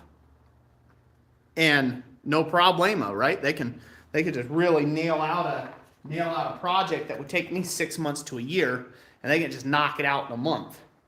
So, but their whole business model has been structured around making gates, and they're probably pretty terrible at making hammers. So you just kind of have to choose, pick your poison, so to speak, when it comes to stuff like that, and kind of set up your shop accordingly. And that kind of goes into what I've always said about tooling. A tool is a tool that's a tool that's a tool, right? It's the smith that makes the tools, not the tools that make the smith. And I keep reiterating that, especially for new guys out there, for this simple fact. What works in one guy's shop isn't going to work for another. So the argument of which one's better or which one's the more versatile thing when you're going, is it power hammers or presses, right? Which one's better, power hammer or press? What are you making? That's the question, right? That's the actual question. Because a power hammer or press alone will not get the work done unless you know what you're making. What type of fixtures are you building? What type of jigs? Are you production smithing or freeform stuff, right? Like those all come into question as to what will work better for you. And that's why. So I know this is a bit long-winded about talking about, I know the original question was, do you make chisels?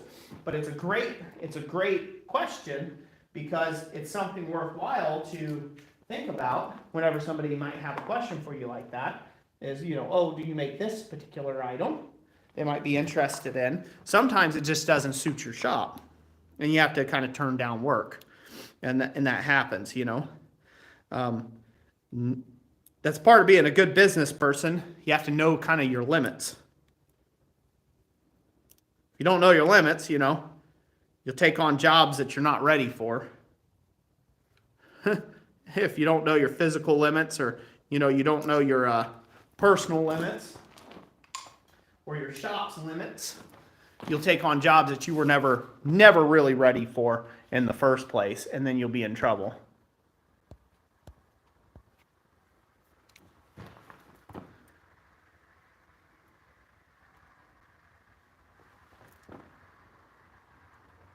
I had an opportunity to spend, 8 years or so ago, at least 8 years ago. I was green to YouTube, just getting started at it, realistically. I mean, I hadn't been doing YouTube that long. And I had this opportunity to take on a really big architectural job. And I mean huge. It was going to be a $250,000 stainless steel railing job. And when I say stainless steel and railing job, it was going to be decked out to the hills. Like it was going to be this really ornate, super ornate stainless steel rail job. And, originally I started thinking about it, and Jessica kind of jumped the gun and said, "Oh, yeah, we can quote you on something like this."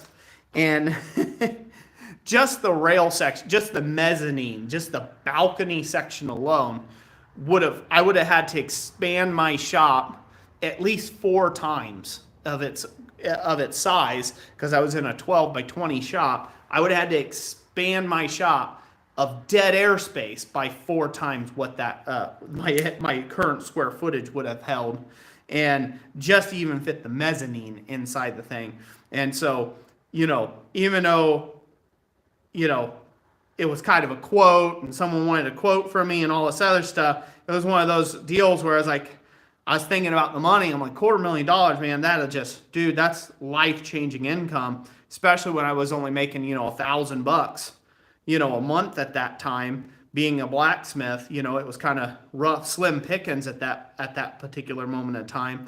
And I just hated to walk away from it, but for sure, there's no way I could have got that job done, ever. Not in a million years. Not in a million years. Not with that shop, the way it was. Again, I had to know my own limits, and I had to walk away from $250,000 when that was not, I could have used that bean, I could have used them beans, you know what I mean? Like, definitely could have used it. So it really, really sucked hard to take and have to walk away from something like that. But I just had to be honest with the customer and myself that this was way above my pay grade. So, and I've recommended other shops, like other architectural shops, on occasion when people come to me and they're like, "Hey, I want to, hey, I want to buy this thing from you." Or like, I want something really big made. And I'll just be like, it's not really my thing. I'm not set up to do gates or railings. And so I recommend them to other people who are, and that way I can support somebody else's business, which is good. I can throw some money in a fellow smith's pocket, which is always great, right? And not only can I do that, but I can make sure that customer's, getting what they want. And maybe if they want some smaller home furnishings, maybe they'll come back to me.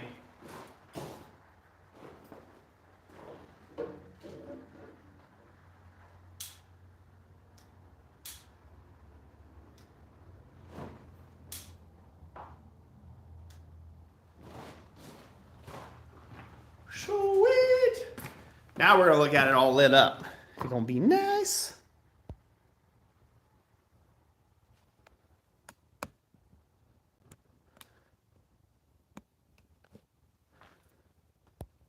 All right, now we're gonna shut off the light, see how she looks.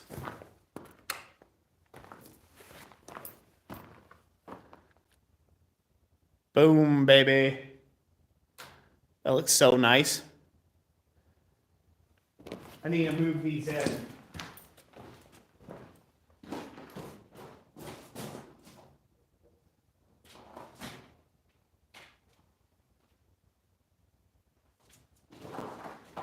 That's why you make them adjustable.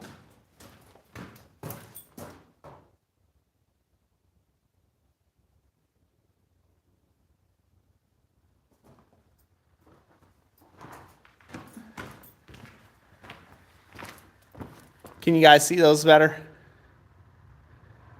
Yeah, I think you can. It's not too bad. I think it looks pretty great. This side over here In person, you can see a little bit better. It's a little nicer. This down. There you go. Move that over.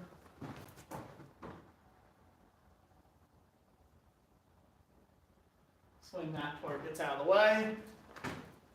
I'll push this into the wall a little closer.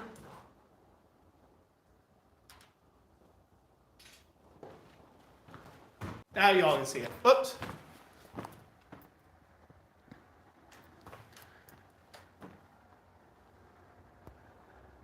Looks like we're still alive, I think.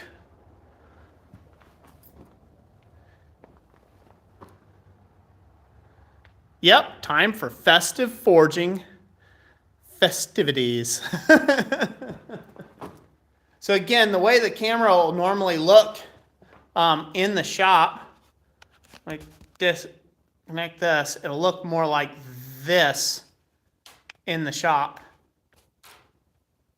Like so. That's what it'll look like. So you guys won't actually see that. You guys won't actually see that top bar. So, yeah, looks great. I'm just a shadow man. Shadow man.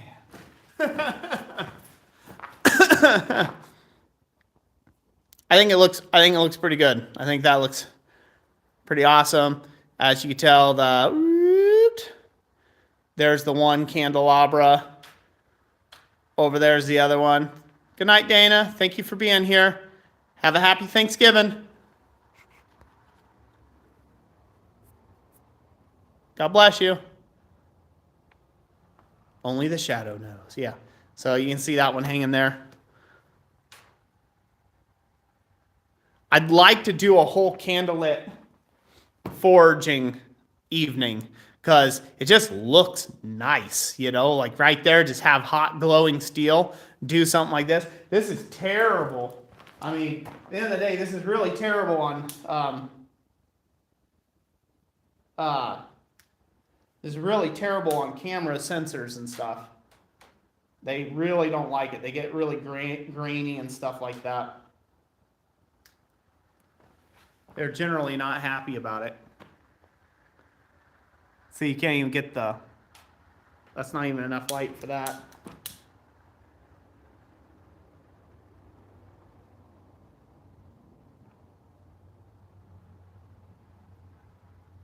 Freshen these candles anew. There we go. Nice. Yeah, just do a whole candlelit forging thing. I need a couple candelabra stands. I might actually, that might be our live stream.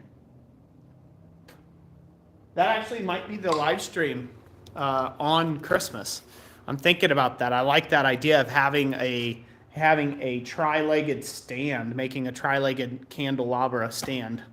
So maybe I'll do that. Forge weld up some components and stuff and make a really fancy tri-legged stand. Or a simple tri-legged stand. Try it like that too. Oh, woo! Bright. It's in the eyes.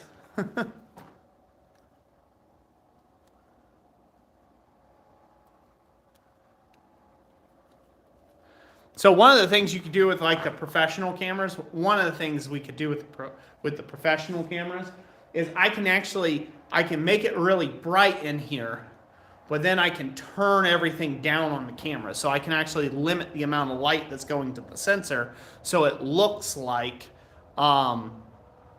it's candle lit. So I can work with some of that stuff. But I personally would rather it be an actual candle lit thing because this shop looks so cool with candle lit, you know, being all candle lit and all the candles burning brightly in here. Now, one thing is I don't even have a half. I have like a quarter of the lights that are going to go on in here. So I'm going to put in way more lights. So there's going to be so many more lights in here before I'm done. There's going to be red lights at the bottoms of these things. So I will wrap the bottoms with red lights and get those all plugged in nicely. And then not only will the bottoms of the posts be wrapped with red lights, but I'm probably going to do some more lights up top to that bar, even though you can't see it. And I still have the entire rest of the shop to put lights on as well. So if I roll this way, I go all the way around.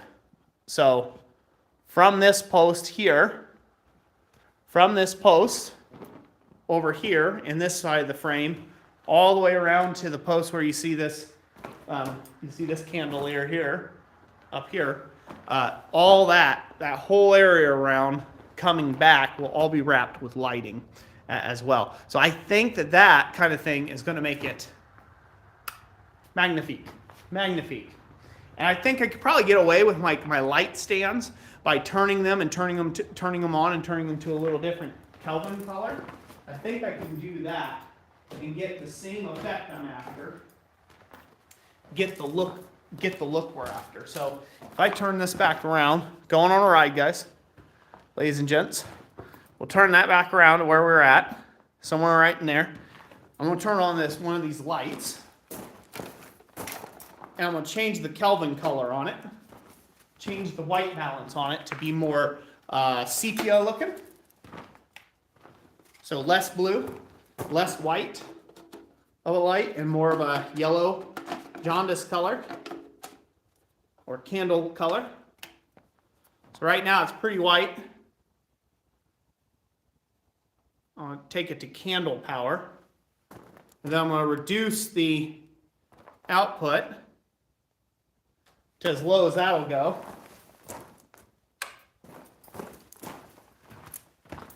And now you guys can see, so I can light myself. It could be dark and moody in the background. This might be the thing. This might actually be the setup. So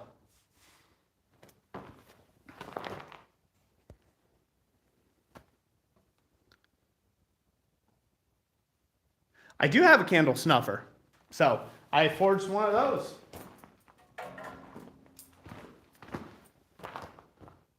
Made this long bell type candle snuffer with a copper wrapped handle. So that way I could go boop, make a little candle snuffer. So yeah, so this kind of dark stream, kind of dark moody stream, what do you all think? I think it looks great. Like, I know this camera adjusts automatically. It'll run however it has to because it's a cell phone, so it kind of just does whatever. So I'll have to do it with the professional cameras, get it set up to where it doesn't get really grainy and pixelated, because that'll be bad. Don't want that.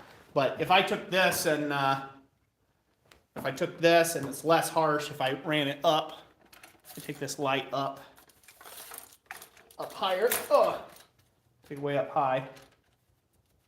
Okay. I try it like that. That gives you some of that light. Not too bad. If I stand over here where the box is, it's more diffused. But I think everybody can still see me pretty well.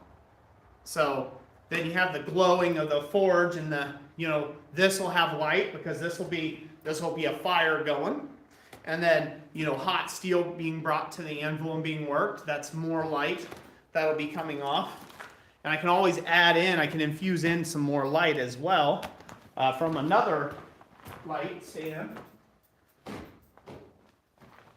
Now we could do single source lighting, or like this is what they call single source. So you can see how I've got that dark line on my face. Sometimes people don't like that, so I've got to bring in a little bit of fill on the other side.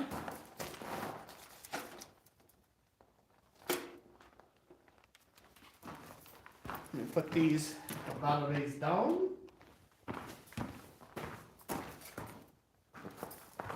So I'm going to work with this stand. I'm going to bring in some fill light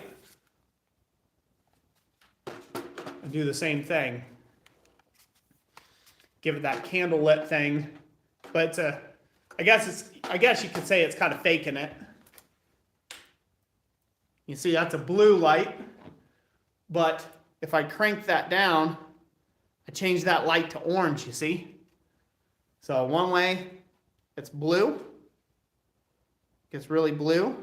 Make it really cool in color. The other way, I can change it to like straight up orange.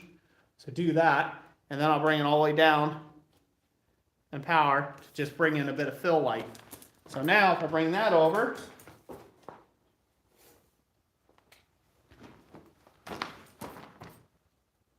Sound balanced? What do y'all think? That's the jam. I feel like that's the jam. The back of the shop is dark and moody. Yeah. Nice oil lamp. Imagine a bright fire. You're going to get the flickers, the orange flicker off the forge, lighting up, giving some of that kicking, a little bit of that glow kind of kicker on the back. And then, because that's going to provide a little fill light as well. I'm still pretty well lit here. But changing it to them darker tones, changing it to more of those like sepia tones to match the candle light, I think is legit. I think this is the way to go. This looks so good. I think it's choice. Heck yes. Yeah, I mean, look at that. It's just so much better lit too. Like it's nicely lit, but it's not too bad, right? Like it's pretty dark in here anywhere else, but right where I'm at, this is a really, really nice look. Good night, Rigid Ironworks. Happy Thanksgiving to you as well.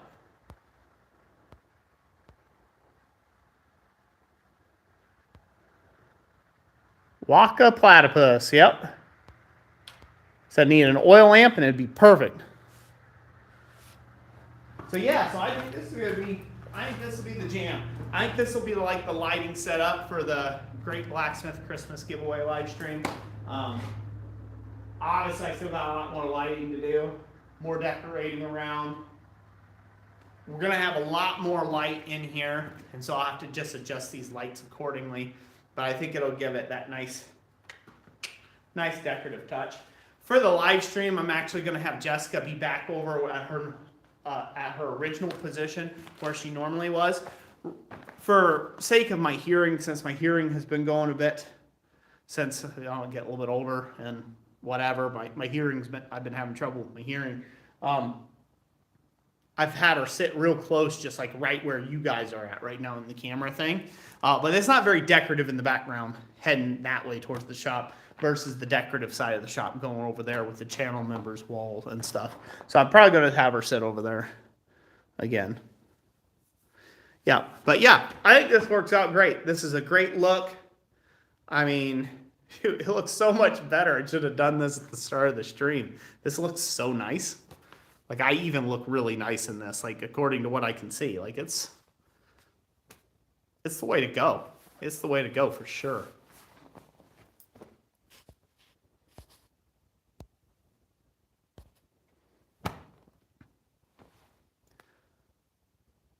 Chuck Miller. No. You don't think this is the way to go? You just pulling my leg?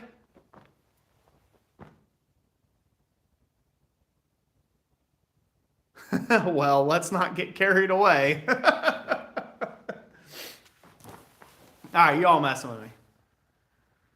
Ah, I gotcha. My looks. I getcha. Jerks. You jerks. Oh, I had it going there. I'm like, what do you mean? The lights? What's wrong with the lights? I think it looks pretty good. You got me, man. You got me on that one. Way to go. Uh-huh. Hey, I'm going to remember those names come the live stream for the Great Blacksmith Christmas Giveaway live stream. I'm going to remember you all.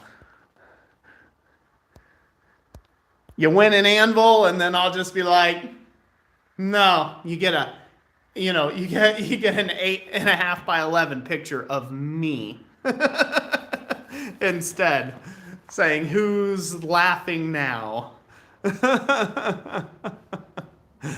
Yeah, you guys you totally got me too. I was just like, what are they talking about? Is it that bad on that side of the screen? I'm like, it looks like I'm perfectly lit and everything. Jeez. You guys had me. So on my screen on my cell phone. Now, cell phones have a really hard time capturing and processing because it's such a small sensor size. On my screen, it looks really, really clear. Am I super choppy or blotchy on your all's side of the equation? Let me know in the comment section. Does it look like, really jerky or super slow motion or anything weird, or does it look like it's a high quality stream?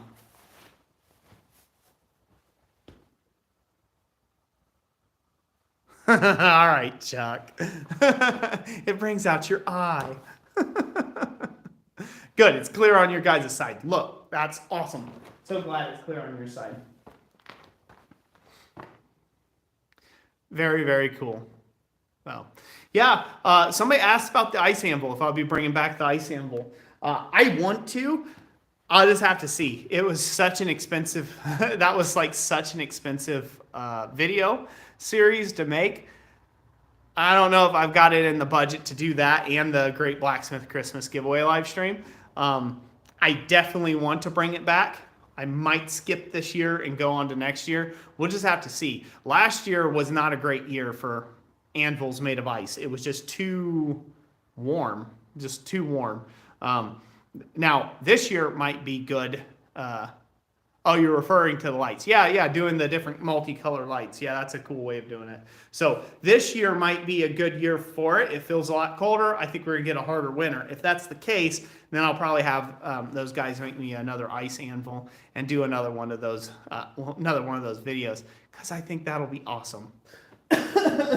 So, I was shocked, no matter what the YouTube and no matter what the Facebook people say, and the other people who didn't like the video, who thought I was doing a disservice to the blacksmithing community by making a video of me forging on an anvil made of ice to disprove preheating your anvils.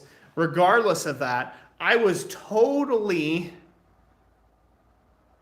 shocked that how long it lasted. That was pretty insane to me. Like, I actually smashed the anvil sooner than it was ready to be smashed. Like, I could have probably milked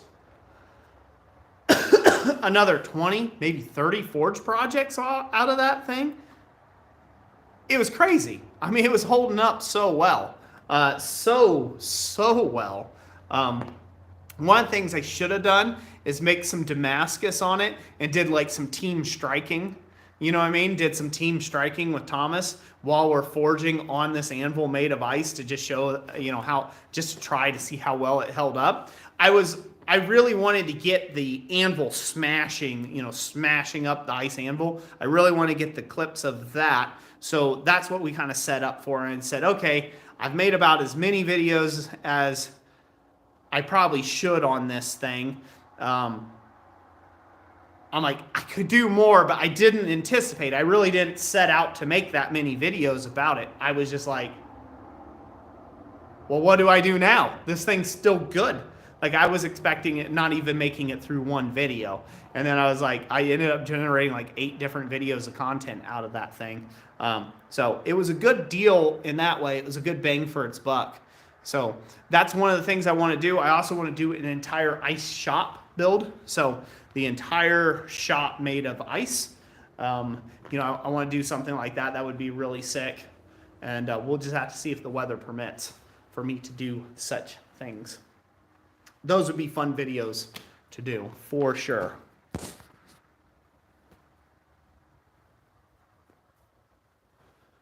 Well, I'm glad everybody enjoyed the icy anvil video. That's pretty cool. Yeah, I think it was a good series. It just shows you what can be done. It shows you what can be done out there.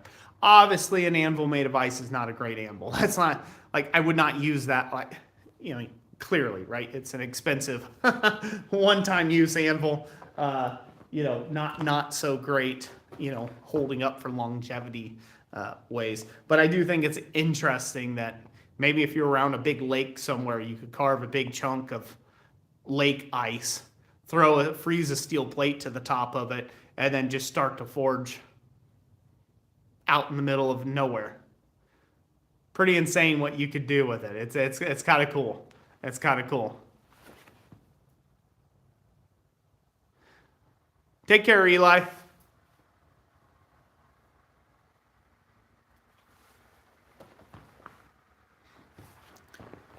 So it looks like we've been live for 2 hours and 11 minutes.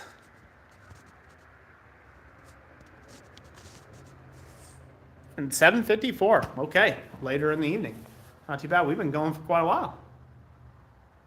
Yeah, decorate the anvil too. Olga.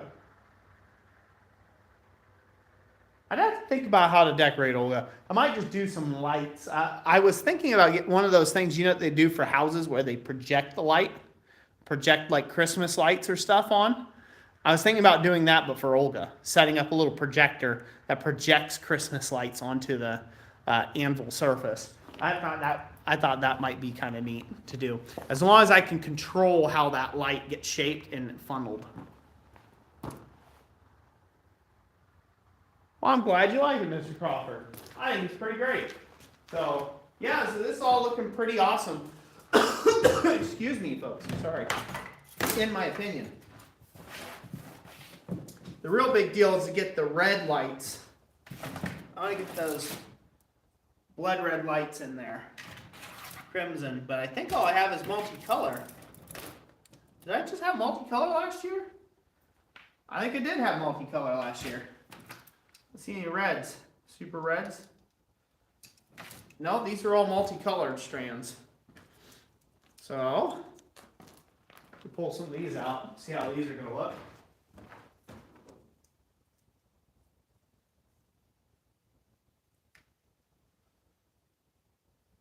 Multicolored. It's good enough. Yeah, I think I remember that. It's hard to find just crimson red lights by themselves. That's a hard thing to do. They don't generally sell them like that. But yeah, this is looking legit. I think I will wrap the bottoms of this stuff. I'm gonna use my candle snuffer and snuff out these candelabras. Use my little candle snuffer.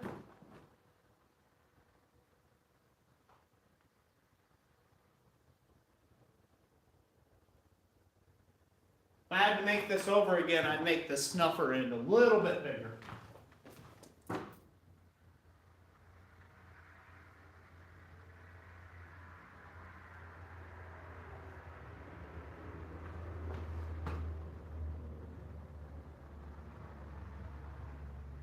There we go. Put all that out. That's good. I can put those out for now. Shut this off. Turn on the other light. Not get real bright. Turn off that light. Bada bing. Bada bing. I think I will plug this in, put this down here, and wrap it around the base of the anvil. Here in a second. Turn off the power, so this way we don't get zapped. Now I will wrap this cordage around the bottom.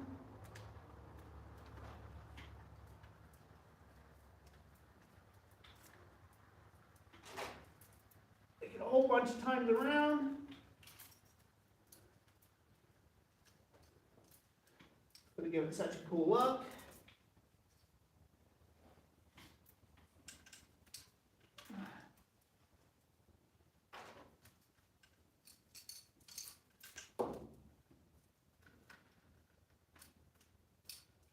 Actually, I don't need to go up that high. What are you doing, Ryan? What? Crazy. All right. You come down. Don't need to go up that high. Just wrapping the bottom of this thing around.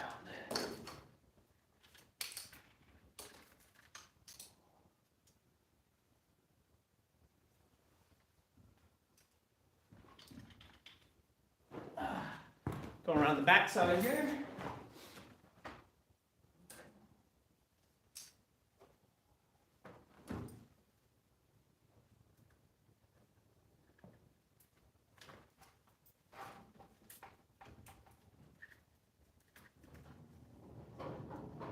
And there we go. So now I can re-plug it in. see how she looks. I'll plug this in. Looking pretty good, I think. Sounds like we have a visitor. You want to come in and say hello, Jess? I'm live streaming. Not quite right for... Okay. Not ready for the live streaming community, huh? Okay. She's being shy, fellas. She's being shy. You'll have to wait to see her pretty face on on the day of the live stream. Yeah, those multicolored lights aren't too bad. Now I gotta add some to that other post over there as well. All right, let's see here.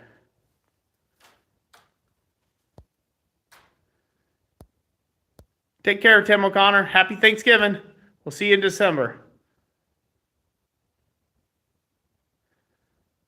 Yeah. Yeah.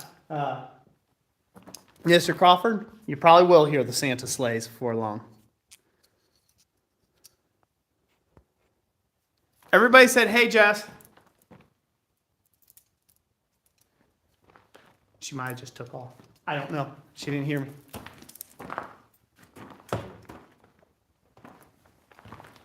All right, let's take you all this way. Fuzz. Woo. All right.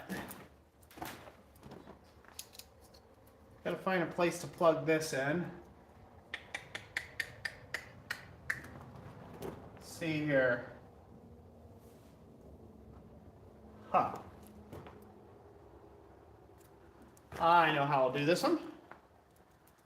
I'm going to have to undo the ball method because I got wrapped the wrong way. So. I came out to let you know I had some dinner ready. Oh, you got some dinner ready for me? Yeah. Okay. I had no idea you were live streaming. Yeah. You hear that, gentlemen? She said she's got some dinner ready. Oh. You can come say hi. Yeah, you can come say hi. It's like this level. Okay. Oh.